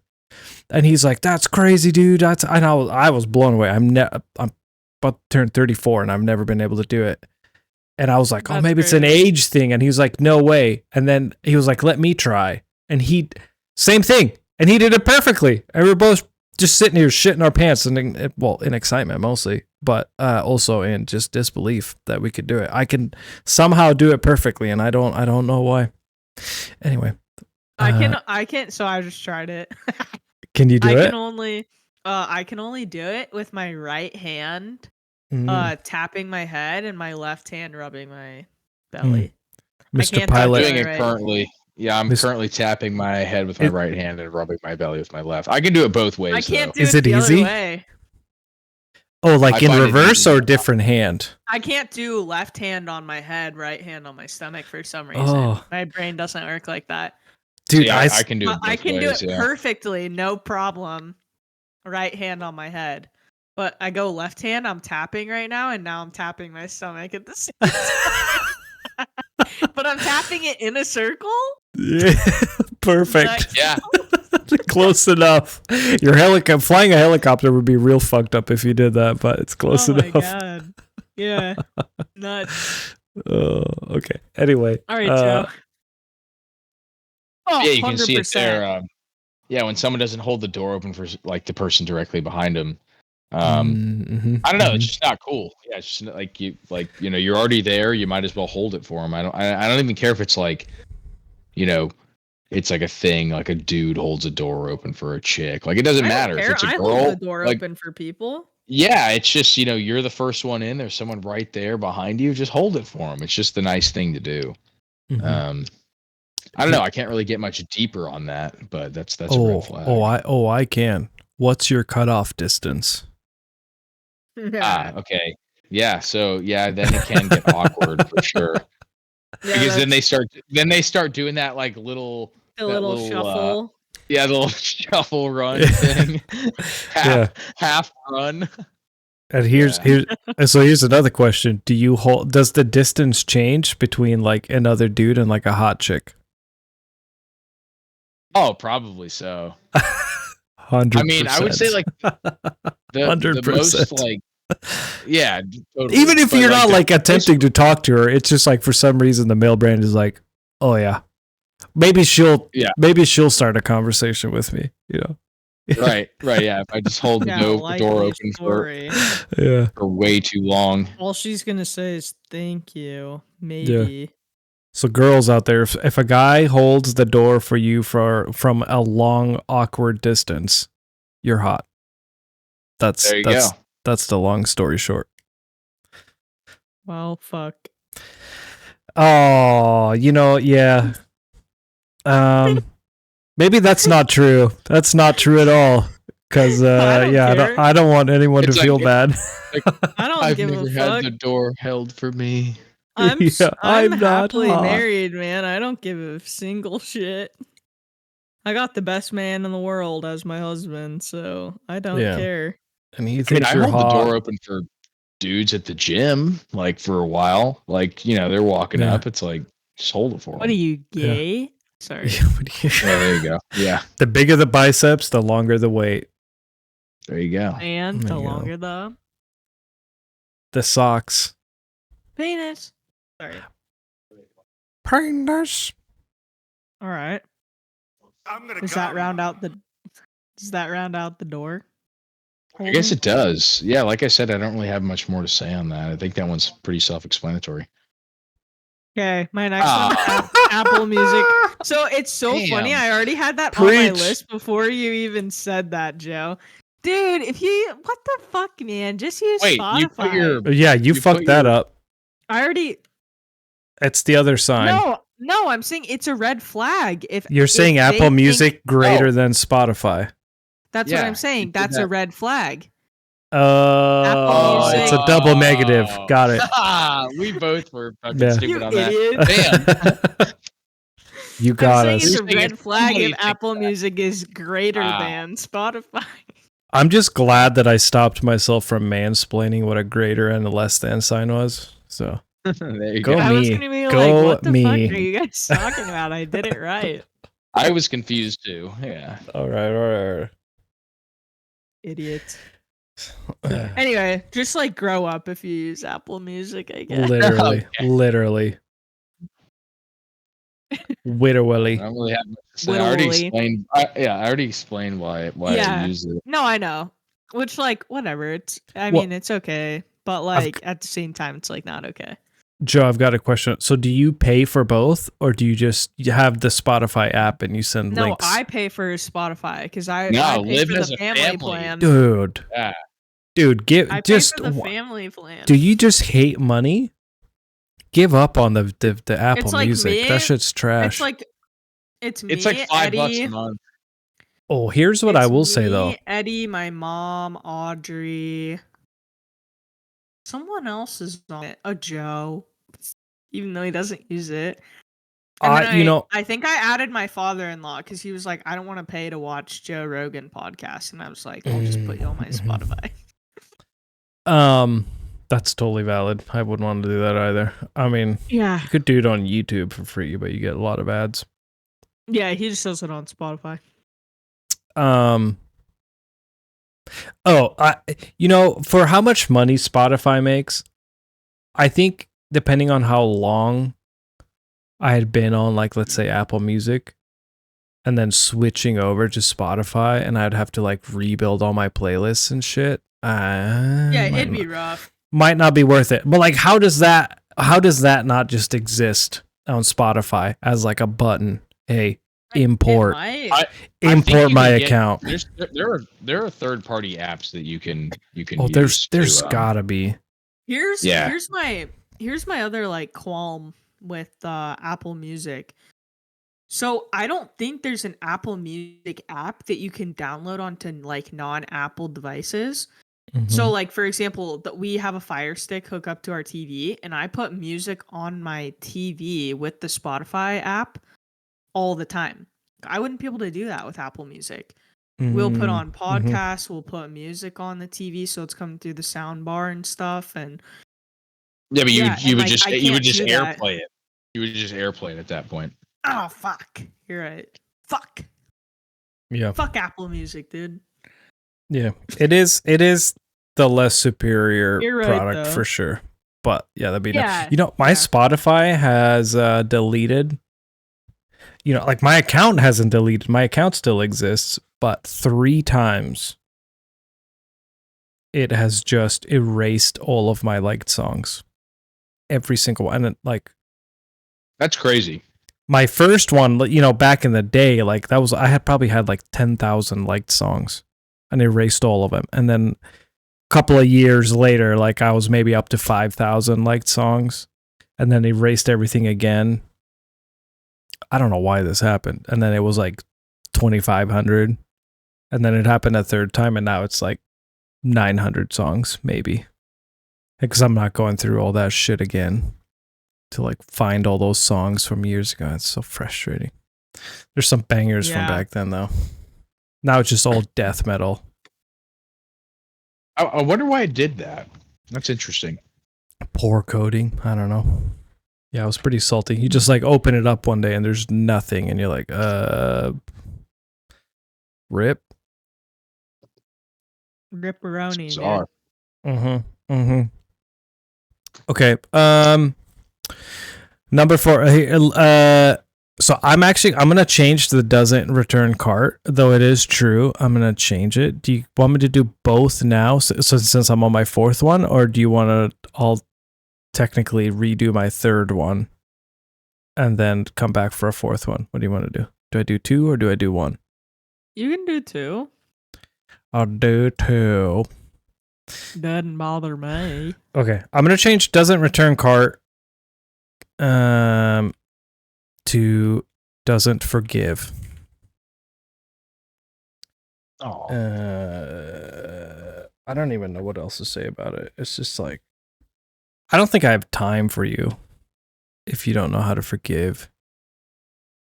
And it plays into this like entitlement. It plays into that doesn't return the cart. Like you're just so self-absorbed and everything is so personal because all you think about is yourself that you're incapable of forgiveness. I guess the other way to say it is holds grudges.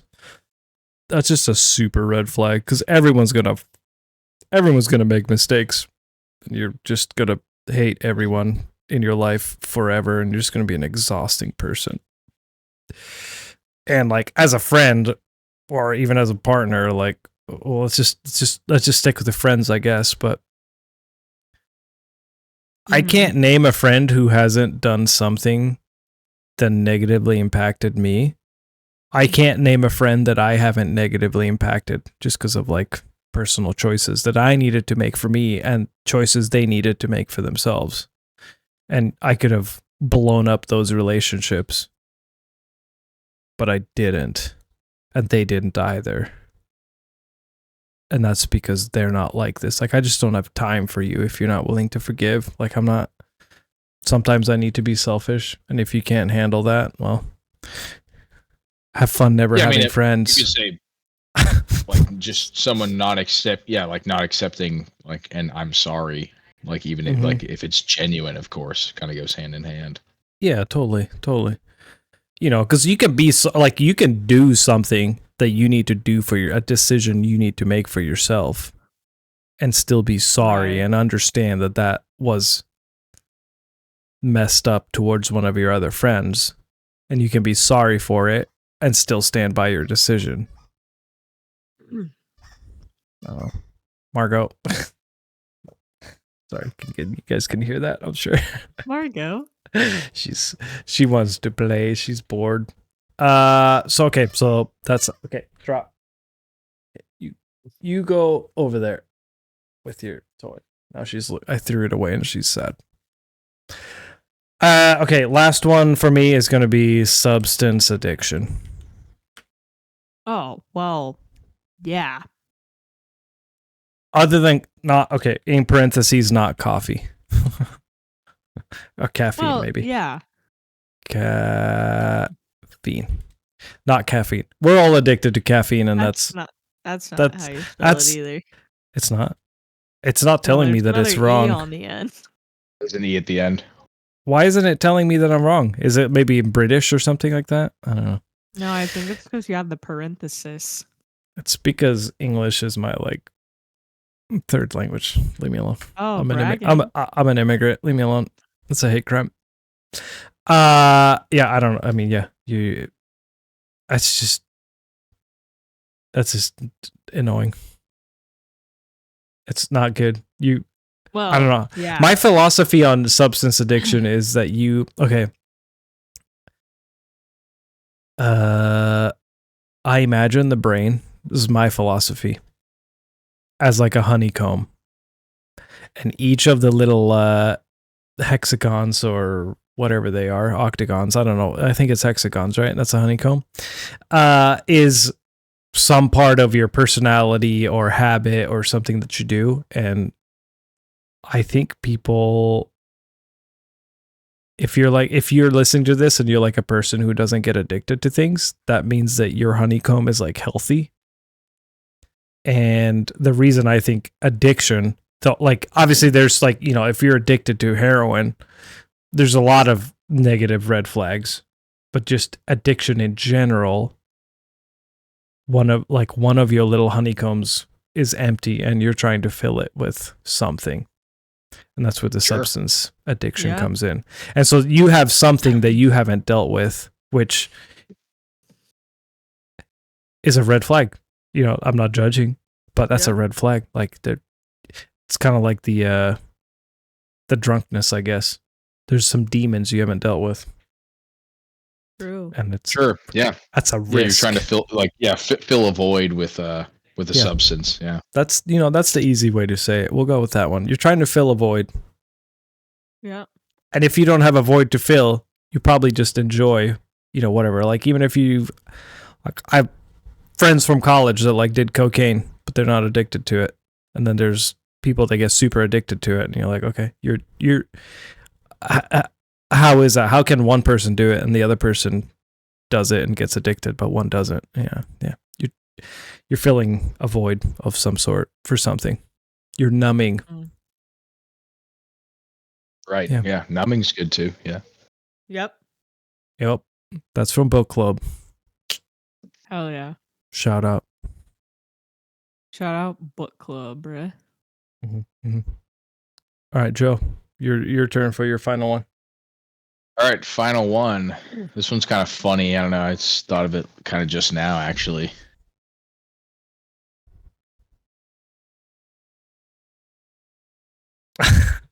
This is a good one for a pilot. Oh, yes. Clapping when the plane lands. It's like, okay, well. I have a stipulation. Okay, go ahead. If your flight's like super mega delayed and there's like cancellations and like I think there's been times on the for tarmac it, sure. for like hours, and then you finally take off and you land, and everyone's like, "We made it! No, thank God!" Nope, that's not a real reason. I could see like maybe like that's happened on flights I've been on.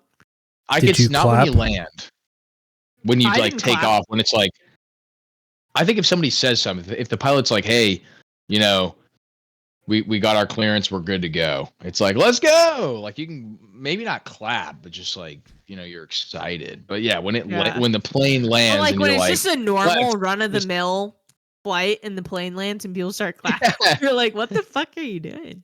I think the only reason you're allowed to clap for the plane landing is like you landed with one wing. Or like that Delta flight malfunction. Yeah, the Delta flight that landed upside down. And you're like hanging upside down and you're like clapping. I lived. All right, go live. True. No, I was saying one time I was flying into Oregon and the runway or it was like during a snowstorm and like we couldn't believe the flight like even left.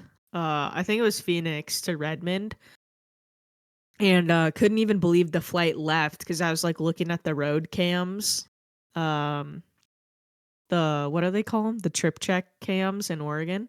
Mm-hmm. Anyway, so I'm looking at those and I'm like, man, these roads are bad, dude. And so we finally take off and we're coming into land and he had to try again because I think there's like a crosswind or something. Yeah, okay. So we went around and like we just all looked down and it's fucking white. You can't see a goddamn thing. And we were when the plane landed, I didn't start clapping, but other people started clapping.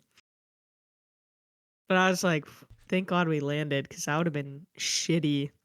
Get all the way there to not be able to land. I had one like that in Reno. We were landing in Reno. I don't know if you guys have ever flown in there, but it's in the middle I've never flown into Reno. It's in the middle of a giant mountain bowl. So you just get crazy winds.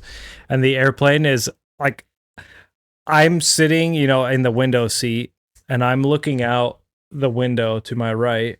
I see the wing and I also see like the wing is like almost perpendicular to the runway. Like is that the right word? I don't know if that's the right word. I'm looking out my window directly and I'm directly in line with the runway. So the plane is like almost 90 degrees.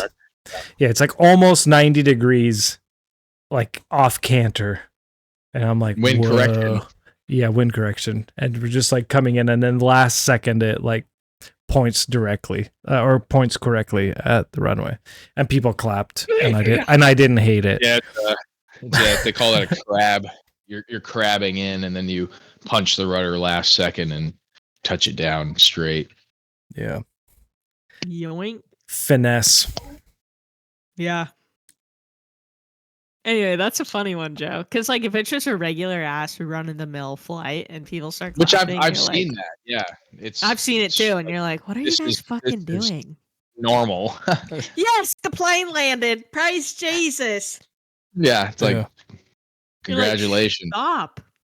Yeah, This is you're all normal. under arrest. Calling the This is U.S. normal. Marshals.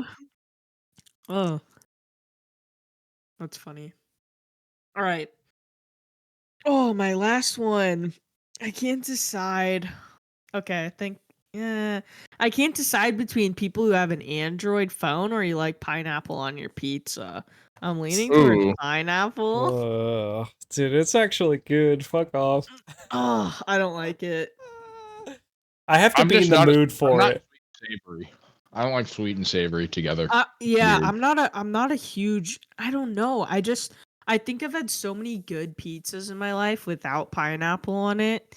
And like, I've had pineapple on pizza before. I'm not going to sit here and say I've never had it. Like, I've tried it. So for those of you who are like, don't knock it till you try it. I have tried it, and it's just not my favorite, man. I don't know. I just Not don't. a fan either. It's always like that. Well- Like it's just gross, like canned, like pineapple, and it's Well, just yeah, of sweet course. It's just shitty and pineapple. syrupy. Yeah, saying it's gross. saying it's not my favorite and saying it's a red flag. That's a That's a big red difference. flag. I feel like, you know. I So mean, which is it? I don't like it. Hmm.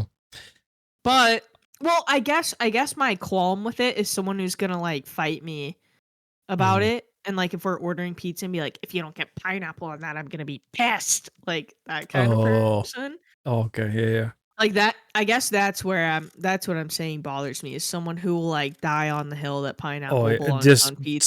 someone who's a piece of shit. Yeah, that's a red flag. Being a piece of shit is a red flag. I literally had it in my list. So I literally had just straight up dickhead. Yeah, you're just a dick. Just like someone's a dickhead. Like that could. I'd say what, probably 50 to 60, maybe even more % of the ones that we put on here is just people who are dickheads. Mm-hmm. Yeah, honorable could be mention. You could somebody. argue it. My honorable mention is you have a fucking Android, dude. It's 2025. Get an iPhone. I mean, I will say, like, Androids have come a long way. I think they have. I don't care. Yeah, but like they have some pretty kick-ass cameras. Whatever. Like, have you seen people zoom in on like the moon with their Android? It's like, damn. Yeah. So my honorable mention is people who hate Android. There you go. Andriod? As I spell it incorrect. Andriod. Yeah. My So, honorable mention is people who can't spell. Sorry. Durr. Here's what I'll say about pineapple on Or- pizza. People who say library instead of library. How about Dargans? Or ambiance. That's a good one. That's a good one. Pineapple on pizza. I was a devout anti-pineapple on any pizza. And then, like, I don't know, just when you're 30, try it again and see how it hits. It hits different after 30. I'm not kidding. I'll try. I've 3.5 years to go. I can't remember the last time I went to Fort George with Vinny before he deployed. Mm-hmm. And Fort George had it's like a hot honey Canadian, what do they call that? The Hawaiian. That's Canadian. What the fuck? Canadian bacon. Hawaiian. They had like a hot honey Hawaiian pizza. So they put like hot honey on it as well. And that's probably the last time I had it. But for some reason, every now and then I got a little craving for a Hawaiian pizza. And it didn't start till I was like 30. So try it when you're 30. Might have a different I think if opinion. I was messed up, I'd eat it all day long. Yeah, if you're drunk, you'll eat anything. Well, Anything that's yeah. greasy is impeccable. Yeah. Yeah. All right, that rounds it out. Great job, everyone. That was good. That was nice. There you go. Yeah. Nice and Alright. date. Solid. Into places to visit that you've never been before. Joe, do you want to start this one off as our resident pilot who's probably going to travel to places that you want to go to that you've never been to before? So I'm actually looking it up right now. I think this is the town. Mine are pretty ridiculous considering, yeah, I'd like to travel for a living. But my first one is. Oh, damn it. Wait. What the fuck? I was trying to. I didn't want to have to spell it out. Never mind. I screwed that up. Sorry, everyone. Let me just yuck. Did it say Russia? Yes. Why? Wait. Yakutsk. I'll explain. Yakutsk, Russia.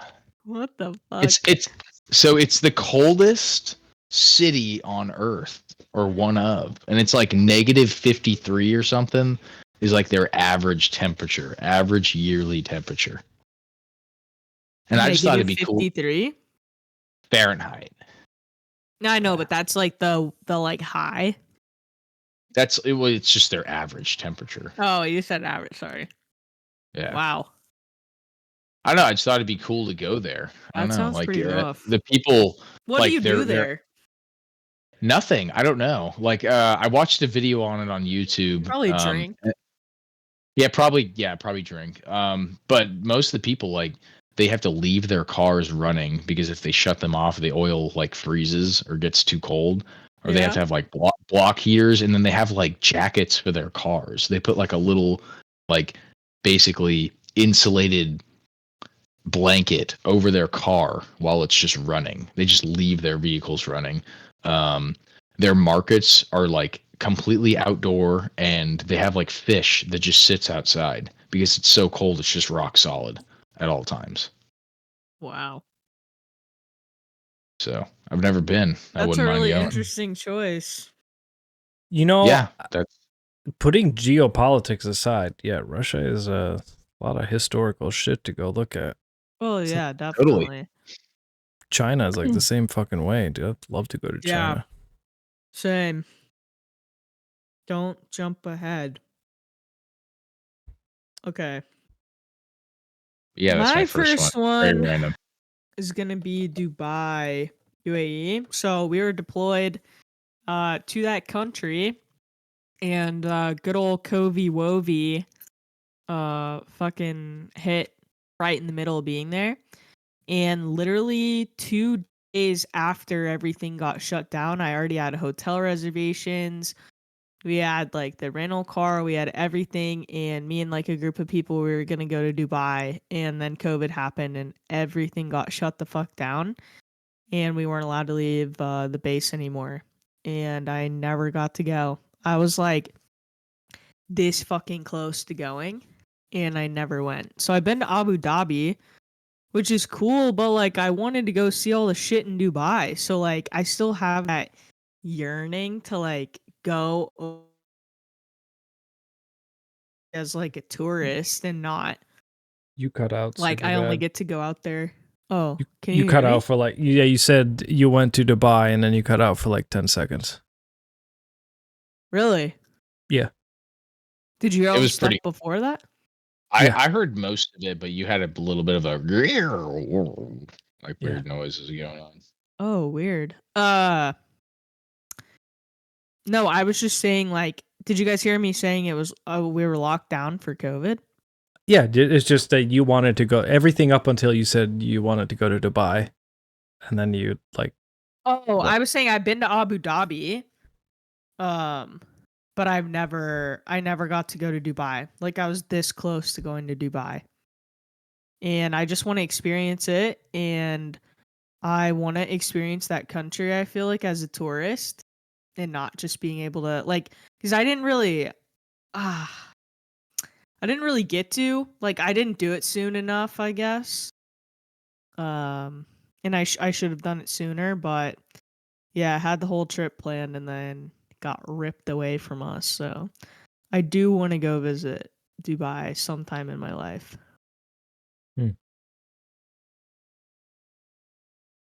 I don't want to ruin I added your a little bit to mine, just so it's known. I mean, I have another one I can pop in if you're gonna say it's very similar to Abu Dhabi. No, that's not what I was gonna say. I mean, if you want to go check out Dubai, that's great. I've just been a few times, and I would never spend my own money to go. Really? I mean, that kind of influences my decision because, like, I have been to Abu Dhabi and, like, at least I've been in country. If for some reason I was passing through, I wouldn't say that it's like Abu Dhabi. It's just that. So everything in Dubai is an attempt to make.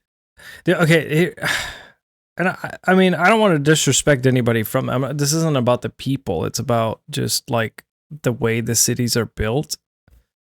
Is go look at the most generic, I don't know, the most generic influencer Instagram pages, and like the way that, you know, like they're just trying to show it's a flashy city. Oh yeah, so it's just this, like, everything is fake and they just put up a big front to try and make everything, like, literally everything seem fancy. And then you like start walking around and you like look down an alleyway and like you're like, oh, this is this building looks like it was built in the 1800s. What the heck? And then it like has a really nice front and like it's all fake. It's a facade. Everything's a facade. Everything is made to just like look like it's like the wow factor. Yeah. It's meant for like, it's literally like if influencers built a city that you can just go walk around anywhere and take a picture and it just looks like it's just like fake perfect that like in a camera looks perfect, but as soon as you look in a little bit closer, you're like, oh, this is all fake. Yeah. Well, with that being said, it's not going to break my heart, I guess, if I don't go back there. So I'm bumping up Great Wall of China on my list. I want to go to China so bad, dude. And I can't go right now, and I don't know when I'll be able to go in my lifetime, but hopefully someday I'll be able to make it over there. And have Wenwee, my stepmom, as my tour guide, so I don't have to do any of the figuring anything out or talking. I just get to go. I'll go experience everything, but she gets to be the translator. But I've always wanted to see the Great Wall of China, so. Yeah. I would love to see the Great Wall of China, too. It's like... Yeah, I can say the same, yeah. I mean, I'm currently downstairs. I'm getting a... Bing, bing, bong, bong, bing, bing, bing. Yeah, there you go. I'm getting a vodka tonic or maybe a screwdriver. I'm making one. Oh. Nice.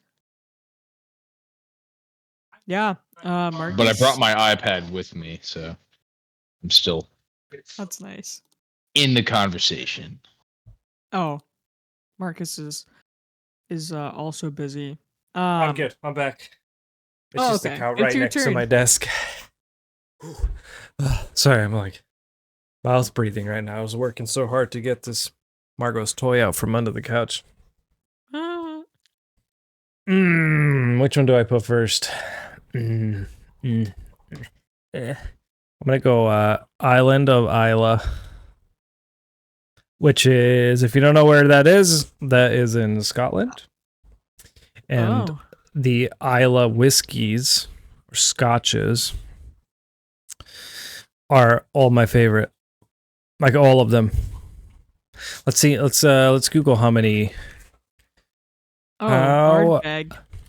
Yeah, like Lafroig, all of them. How many distilleries? Island. Wait, so is it Ireland or Scotland? Scotland. Oh, okay. So it's 9. There's 9 major distilleries. This is just 9 On in the general. one island? And it's not a big island. Like, you can ride a bike around the I'm island. looking at it. Yeah. Oh, okay. So like Ardbeg, that's what I'm drinking right now. Ardnaho, I don't know if I'm saying that right. I've never had that one. Balmore's really good. Brooklady was my favorite for a long. Very Irish. That was my favorite for a long time. Cowell Ela is pretty good. Kilchoman is good. Lagavulin is one of my favorites, and Lafroig is my absolute favorite. And I just want to go ride a bike from distillery to distillery and get shit faced and probably you start running into shit. Crash my bike, and I wouldn't be happy. There's no happier place in the world to crash a bike. Find yourself in a Scottish jail. Yeah. Public intoxication. Yeah, that's okay. Let's look up some pictures of it. It's just like also looks serene. It's all these like white houses all on the coastline. Yeah, and it just looks like it's cute. Yeah, that's a good word for it. It's very nice. Cute. You have to definitely go at the right time of the year, or it's like worse than the Oregon coast. Yeah, you got to go in summer. Yeah. Yeah, man. Right. That's cool. I didn't even know that place existed. So, Joe, are you still making your drink, or are you back? Yeah, I'm grabbing a handful of pretzel sticks. I'm about to walk upstairs. Oh, okay. I can go. Mom just asked why it's lasting so long. That's what she said. I'm live right now.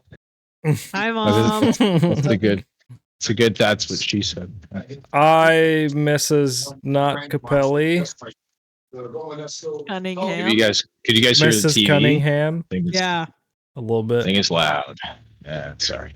All right. We still have to have your mom on the show one of these times. She's gonna have to be a guest. There you go. That's true, but we're only gonna be able to do one topic with her. She's a busy lady. Oh, well, she's fine. She'll find time. All right. My next one, since we're still waiting for Joe. And since you can't spell, I'll help you out. No, I wanted O China. Nope. Wrong. I wanted it to be O. Tokyo. Okay. Yeah, I want to go to Japan like real bad, specifically Tokyo. But I've never been to Asia, so I really want to go, like really bad. Okay. Closest I've been to Japan is the Don Quixote store in Honolulu, Hawaii. So I want to go to Japan. That might be the most racist thing I've ever heard you say. No, it's a grocery store. It's like a Japanese grocery store in Honolulu. Yeah. I went with my dad. It's awesome. I'm not saying it's not. They have all these like Japanese. I mean, what I'm assuming are Japanese people. I'm sorry. I said what I said. I'm assuming their ethnicity. However, I think they're Japanese because they're outside of that store and it looks like Japanese like street food. And so you can get like pot stickers and like all these little dumplings and stuff like that, like right outside the grocery store. We didn't get any because we just ate before we went there, but it looked so tasty. So I really want to go to Japan.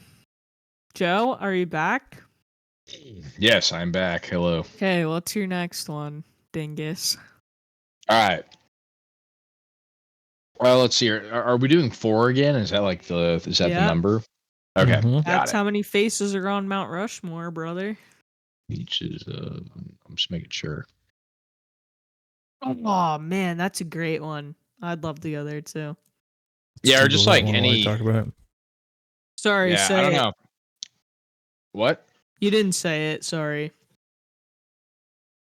No, I was just gonna say there's like a few just like just war spots. Like I even said earlier, it's the beaches of Normandy. Everybody. You didn't say it. Oh, my bad. Beaches in Normandy. My bad, people. I forgot that like everyone's not like watching the screen like I am.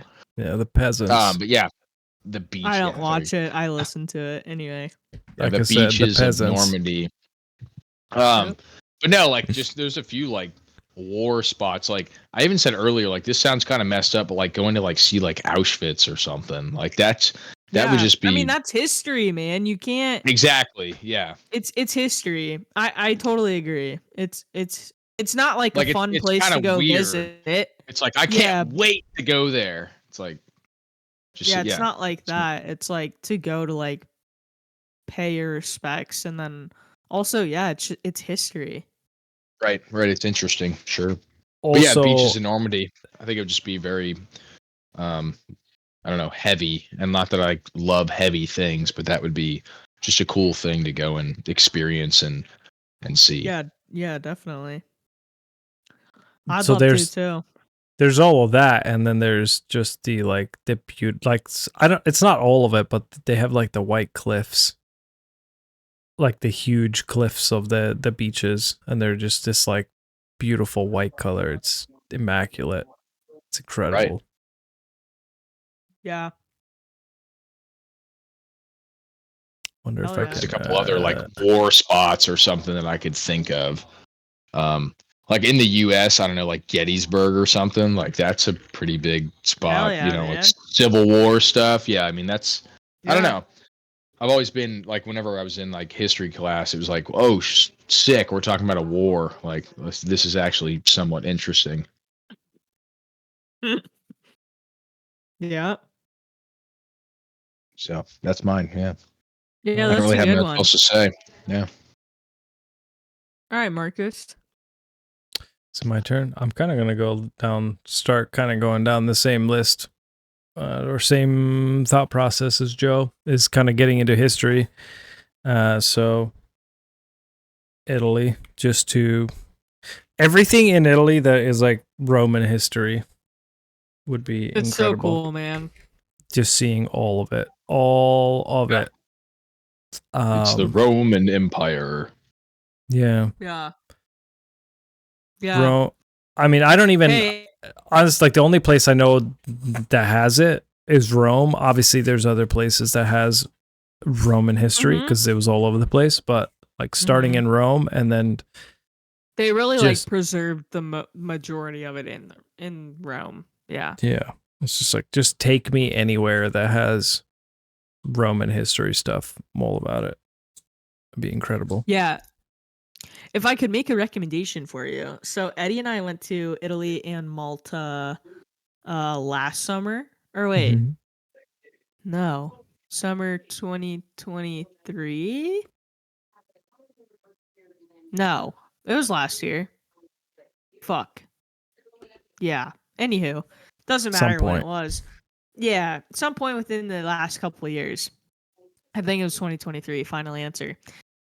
We went there for my birthday trip, and it was 2023 because I was turning 25, and my birthday's in July, and it was hot as fucking balls. So if I had a recommendation for you, it'd be going spring or summer, spring or fall.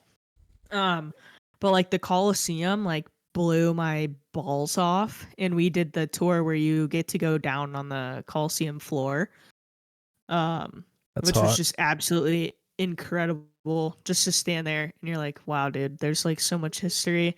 And then got your little Walkman, or did you guys have like a guided tour? We went up into the ruins. Like... No, we had a tour guide. Oh, it's like how many people died on the spot that I'm standing in, like it's crazy. Yeah. And then we went up into like the ruins and stuff. Yeah, dude, it's absolutely insane. And then like okay, write this down on your list too. There's this bar right across from the Coliseum. It's called The Court. And Eddie and I, the only reason we got in, because this place is like insanely booked up with reservations. It's like the coolest place I've ever had a drink in my life because you're sitting there having a bev and you're just staring at the Coliseum, and we went there for sunset. Like we just tried to get in, and there were these other Americans that came in. They were wearing like shorts and t-shirts and being super loud and obnoxious. And they were like, "Do you guys have any room in here or whatever?" Basically, and the lady's like, "No, I'm sorry. The manager said it's full." So Eddie and I are listening to this, and we're like, "Fuck, we're not gonna be able to get in." So I just go up. They leave because they're pissed off now because they're like, "I can't believe they're not gonna be able to get us in." Typical American. And Eddie and I just go up, and I'm like, "Hey, I heard what you said to the group before us. I'm like, is there any way, like, and we were just being like polite. That's all we were being, was polite. And I had a sundress on, and Eddie had on like nicer shorts and a collared shirt just because we were like going out to dinner. And the girl's like, "Let me go back and check." And she gives us the spot that's like facing the Coliseum. And we were like, you gotta be fucking kidding me. Dude, it was unbelievable. Yeah, so A, it pays to be nice. And B, like absolutely insane like setting. And like it looks down upon like where they held the gladiators. Like where their holding area used to be, essentially. You're like looking over it, and then you're looking off at the Coliseum. I'll find a picture in my. I was Google about to Photos. say, did you take any pictures? Love to see that. Holy shit! Did I take any pictures? Yeah, it was so insane, man. Like just super amazing. So I'll find that picture, but yeah, Joe, if you want to go ahead. All right, for my next one. Yeah. All right, here we go. For my next trick. So next one's I guess kind of random. Top of Mount Everest. You want to climb it? No, I just want to be at the top of it. So, it's a spot. I mean, you said it's like places I've never been before, and I want to. You've never been? Yeah. Lame. Thanks. Yeah.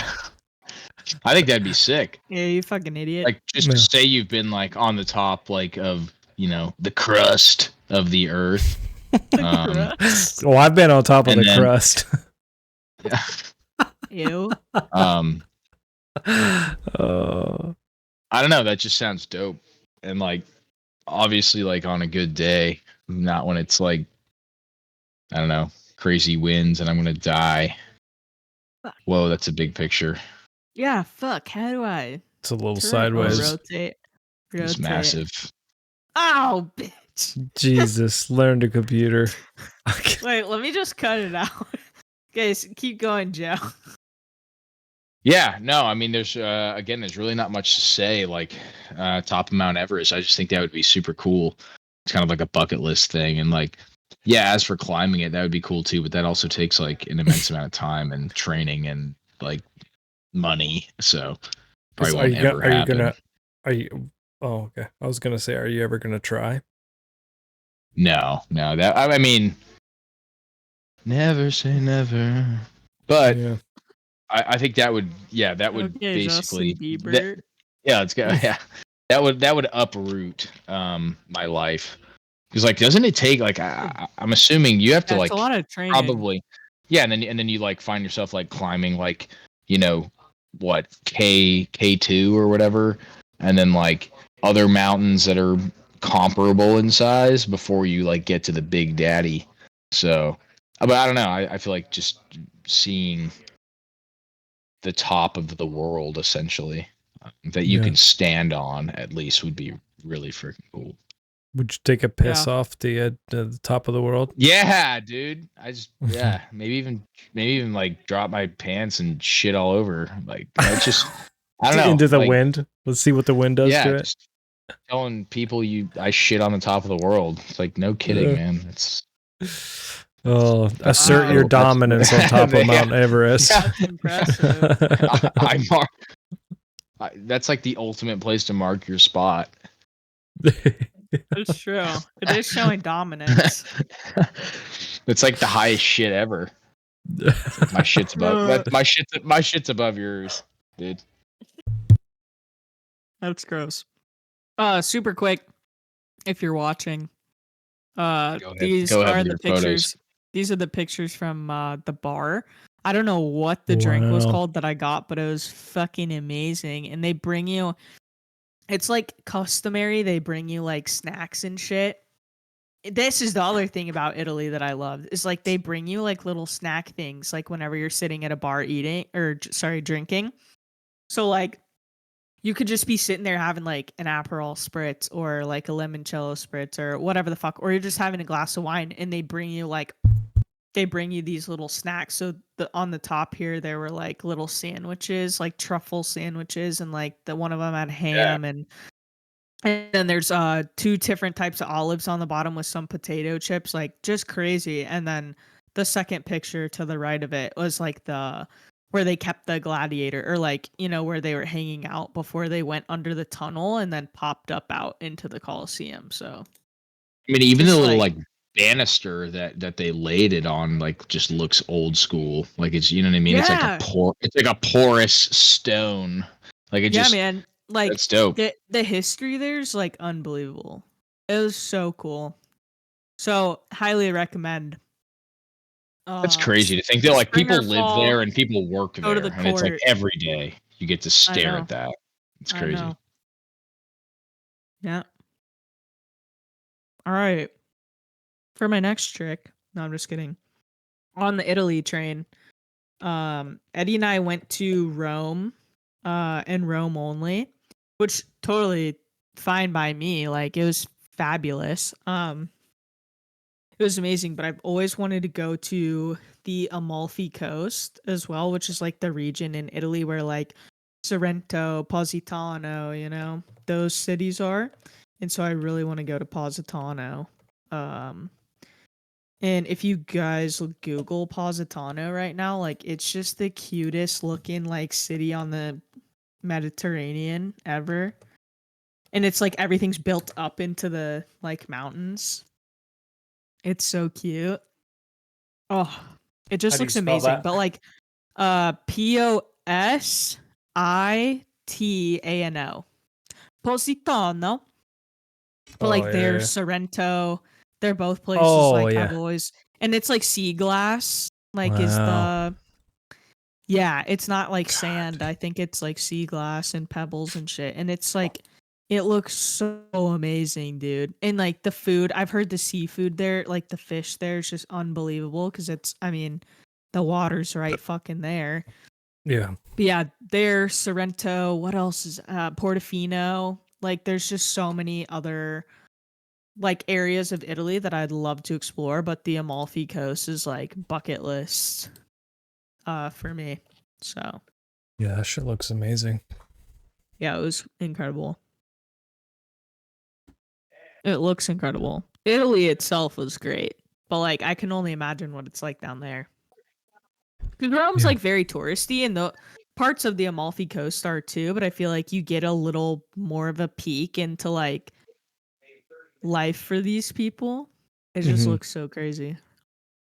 All right, Marcus, you're up.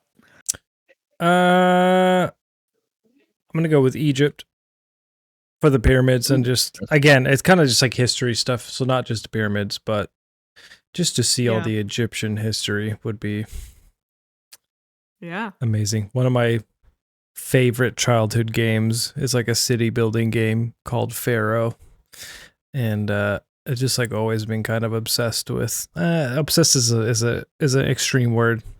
I've always been very interested and intrigued by Egyptian culture and Egyptian just history and stuff.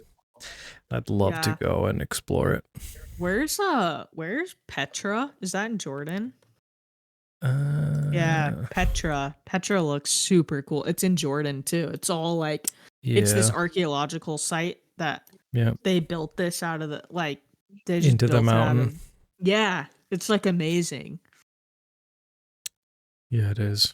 Yeah, I've seen some pictures. Like I had a friend of mine from work. I guess her family's over there somewhere. I'm not going to say, like the term that I'd call her, but they go over there and they ride camels. Don't even. And no, I'm not. But yeah, they like ride camel. It was dope, man. Like all the pictures, like from her trip and stuff, it looked really freaking cool. I definitely think that's a spot that I could see myself wanting to go. 100%, yeah. 'Cause, like, you see people in front of it, and they just look like little ants, and you're like, how? How did they carve?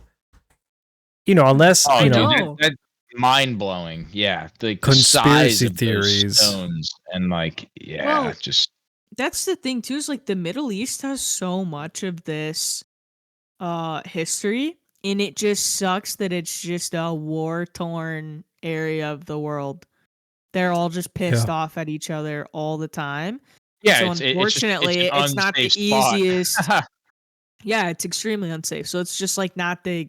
It sucks because I'd love to go see all that shit Yeah. too, like And it's 100%. it's not just that it's unsafe; it's that they seek to destroy history on Right. purpose Right, to exactly. minimize it. Yeah, Yeah. Sure. that's stupid. Fuck Yeah, you, it's dumb. terrorists. Yeah, Did you guys see the ISIS leader got killed today? I did. Oh, I didn't. Was it today or was it?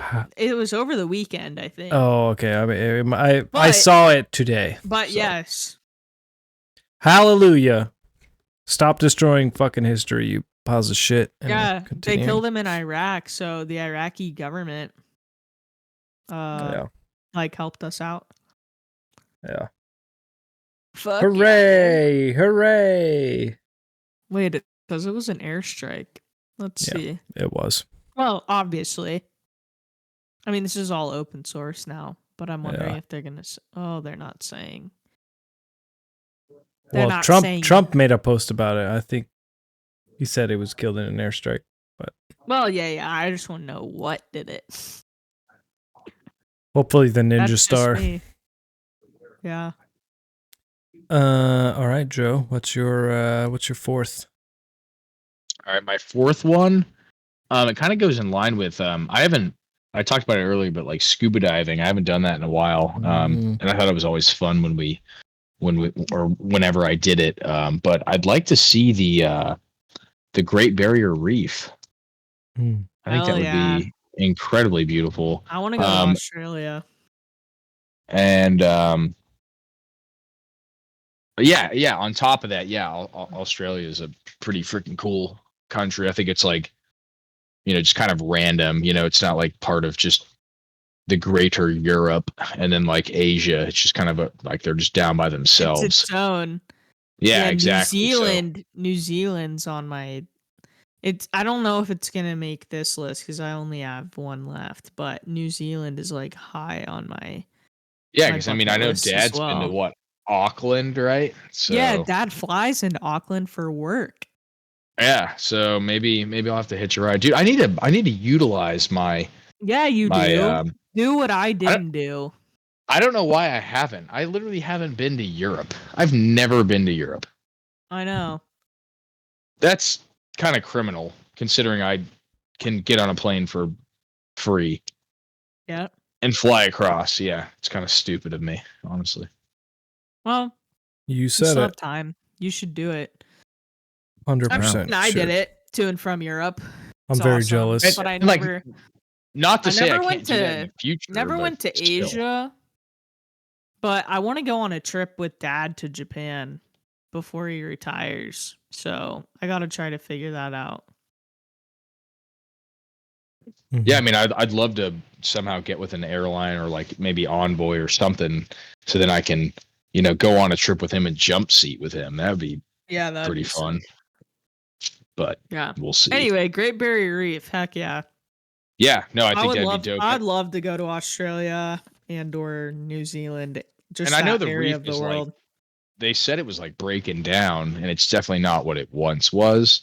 But I know that they have like, some environmental efforts to keep it somewhat, reefing, keeping it up. Yeah. So, yeah, I feel like that would be a cool spot to go and see. I don't know. We're keeping this like on planet Earth, though. I think I'd like to see space as well. Not to go off on a tangent, but all you said was Moon. place. All you said was places. We You will didn't say steal like, the moon. yeah, you didn't say anything about like keeping this on planet Earth. That's very true. You know, I wanted to be an astronaut real bad when I was a kid. I thought about applying for the Mars trip for SpaceX a long time ago when they first announced it. Should have done it. Should have, would have. I mean, there's no, in my opinion, that's like one of the top places to die. It's like, yeah, Joe's gone, and he died in space. As Elon said, hopefully he said, hopefully I die on Mars, not on impact on Mars. Yeah, exactly. How nice. Yeah. Okay. Oh, now I'm like thinking about New Zealand and how bad I've always wanted to go there. There's so many things that could go on my list. I really want to go to Fiji. Just for relaxation / like the like houses on the water. Little sandals action. No. I don't think they have sandals in Fiji. I don't know. I don't know. It's in Jamaica. Yeah. Yeah, I think I'm gonna stick with climate. Fiji. I've always wanted I've always wanted to go. Like, you see the little houses above the water. And like it just seems so relaxing. Like, it would be like a relaxation trip and that only. Like, it's not anything else. I mean, I could think of plenty of places on this earth that are like almost uninhabited, like small, tiny little cities to go and just see how they live. I feel like that would be badass. I mean, you know, I know we're doing like a four list here, 4 item list, but it's, man, there's some cool spots that are just totally chill. And you just go in there and, you know, you see how those people live and go to a local spot and, you know, just experience their life essentially. Mm-hmm. Exactly. Like that's Cannon Beach. Or like Rockaway. Yeah. Cannon Beach, yeah. All right, Marcus. All right, my last one's going to be the same vein as the last two. As Greece, and just all over for the history. Hell yeah, dude. I'm just as obsessed. Again, I'm using that word. I'm not obsessed with that at all. But it's intriguing, all their history. Yeah. And I just like, it speaks to me for some reason, and I want to go see all of it. Same, dude. Yeah, Eddie and I, we've talked about this like several times, is that we did our honeymoon on Santorini, which, like, amazing. But we didn't budget any time in Athens, and I'm like, oh, fuck. Like, because we passed through the Athens airport. So we like flew over this shit, but then like couldn't leave, that like our connection was too tight to like go from the airport and go see it. Now, I did have some banging Greek food in the airport. That shit was fire. But we didn't stay in Athens. Like, even if we just had like a night or two in Athens just to go see it. So like, I totally agree. And like, we were there too. We're like, fuck. But Eddie had already taken like almost 3 weeks off work, and we were like, fuck. We were like, fuck. Tough. Yeah, because like, obviously, and we planned all this shit out like months and months before we actually went. But yeah, if we could go back and change anything, it'd definitely be to like explore Greece a little bit more than just Santorini. Yeah. All the historical sites. Yeah. All the temples. Yeah, I love that stuff too. It's super cool. Hell yeah. Well, I mean, yeah. I was going to say, no, I was going to say, I could imagine. Yeah. I mean, it's like, considering, 1776 for the United States. I mean, obviously we had like history before that, but considering like all the time that like China, like they've had, and Europe, like China. Yeah. They've just been around for years and years. And it's like the amount of history that's like, in those places is it's immense. Unreal. So the craziest analogy I've ever heard is Cleopatra lived closer to the age of the iPhone than she did to the age of the pyramid. I saw that too the other day, and I was like, "What the fuck?" It's crazy. Yeah, it's super insane. Yeah, I love history. Like, if this job didn't pan out that I got, I really wanted to be like either a world history teacher or like a U.S. history teacher, like really Yeah. bad, because You I know, love history too. I almost put it on my red flags that some people that don't care about history.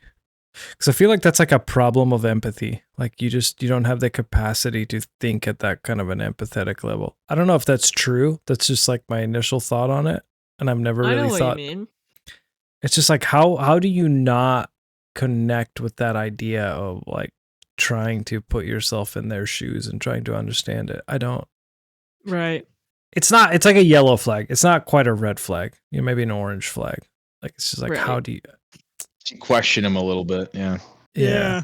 Like what is like why? Is it empathy? What do you guys think? Do you think that's an empathy problem? I kind of feel like it's an empathy problem. I don't know if it's empathy. I mean, to an extent, yes, maybe, but also I feel so many people just don't give a singular shit about history. Right, but like why? That's what I'm asking. Like why? I don't know. They have other interests. They don't care to learn about history or the way the world was. Yeah, I guess like and they're more just concerned about like the present. Yeah, you're just concerned about now in your life right now, and you just yeah, it's maybe a little bit of selfishness. You like what you like, yeah.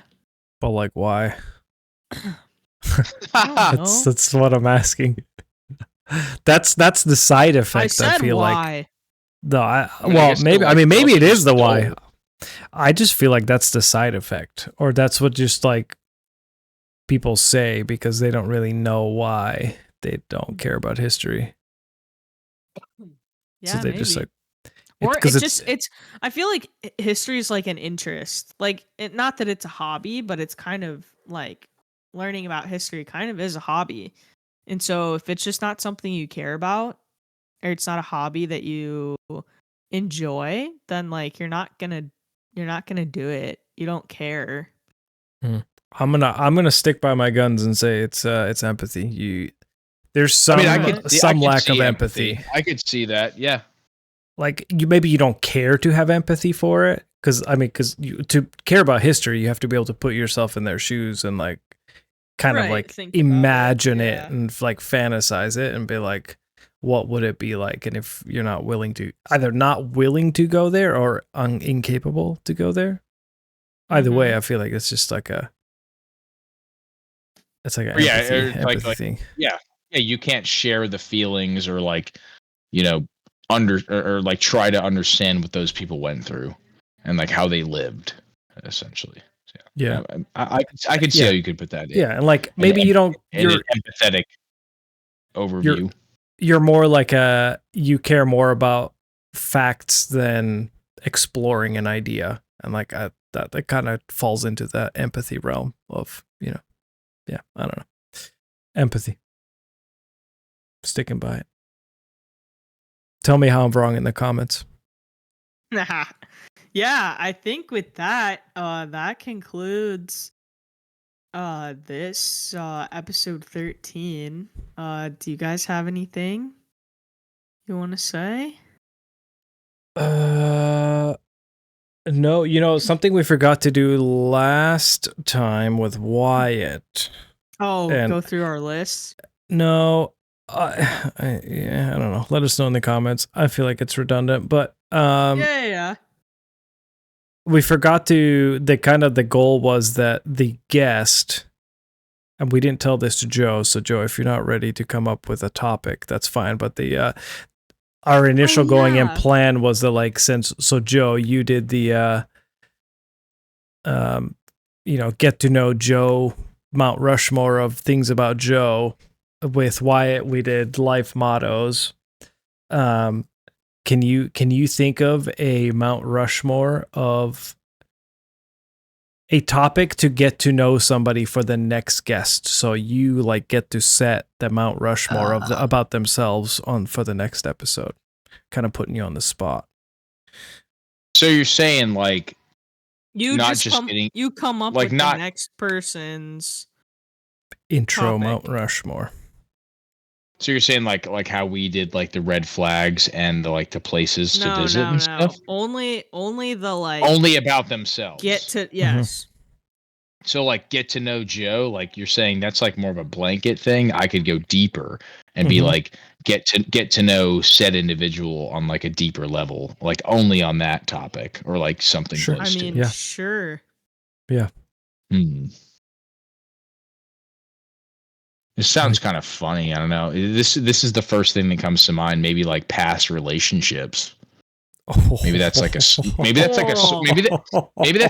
that's a sore spot though. I don't know if that's like a cool thing. That could be a spicy one for sure. I don't know if that could be that could be a complete rabbit hole. I don't know why that's the first thing that came to mind. But that's a big part of your life. Would you want to answer that for the whole world? I mean, Joe only has one. Hey, we didn't need to say that. Yeah, no, that's fine. No, technically he has two. There was a pseudo one night stand, so he's got two. Okay. It's barely two, but yeah, you could argue it's not. But I mean, like personally, I would get into that. I mean, that's like the past is what happened. I'm not like one to hold that to myself, but maybe somebody else is, and I would respect that. Maybe rather than, I don't know. Maybe like what you learned. Like what you learned from past relationships, like lessons learned. Or like what you gathered from that, like how you would go about things in the future, or like how you are going about things, or like that's fine. I mean, you could freaking tie that into red flags for relationships, but I wouldn't go into that. It would just things you learned maybe about yourself and maybe that's others. A good one. Yeah, that's good. Okay, lessons learned from past relationship. We'll go with that one. All right. So whoever the next guest is. All right, well, there you go. That was off the top of my head, so that's a good one. That was a winner. Yeah. Well, everybody get in the comments. You want that crisp $5 bill, don't you? Get in the comments. Like, sub as usual. Thank you so much for listening and being here and supporting us. Should be with some of our favorite people in the world. So, yeah, unless the bros have anything else, I think that's it. Yeah, I mean, I'll just say thanks for having me. I mean, maybe I'll be on again at some point, but I enjoyed this. I thought it was a lot of fun. It was kind of like you said, BSing and just I don't know, not worrying about anything but this damn podcast for a little while. Hell it was yeah, fun. brother. It is surprisingly fun. Everybody says they're shocked at when I tell them the time. So we 2 hours and 47 minutes, and people are like, that's the fastest 3 hours ever. No, it went quick. Yeah, for sure. Absolutely. Yeah. All right, brothers. That's all. That's all she wrote. Peace out, everybody. Thanks for coming. See ya. Yep.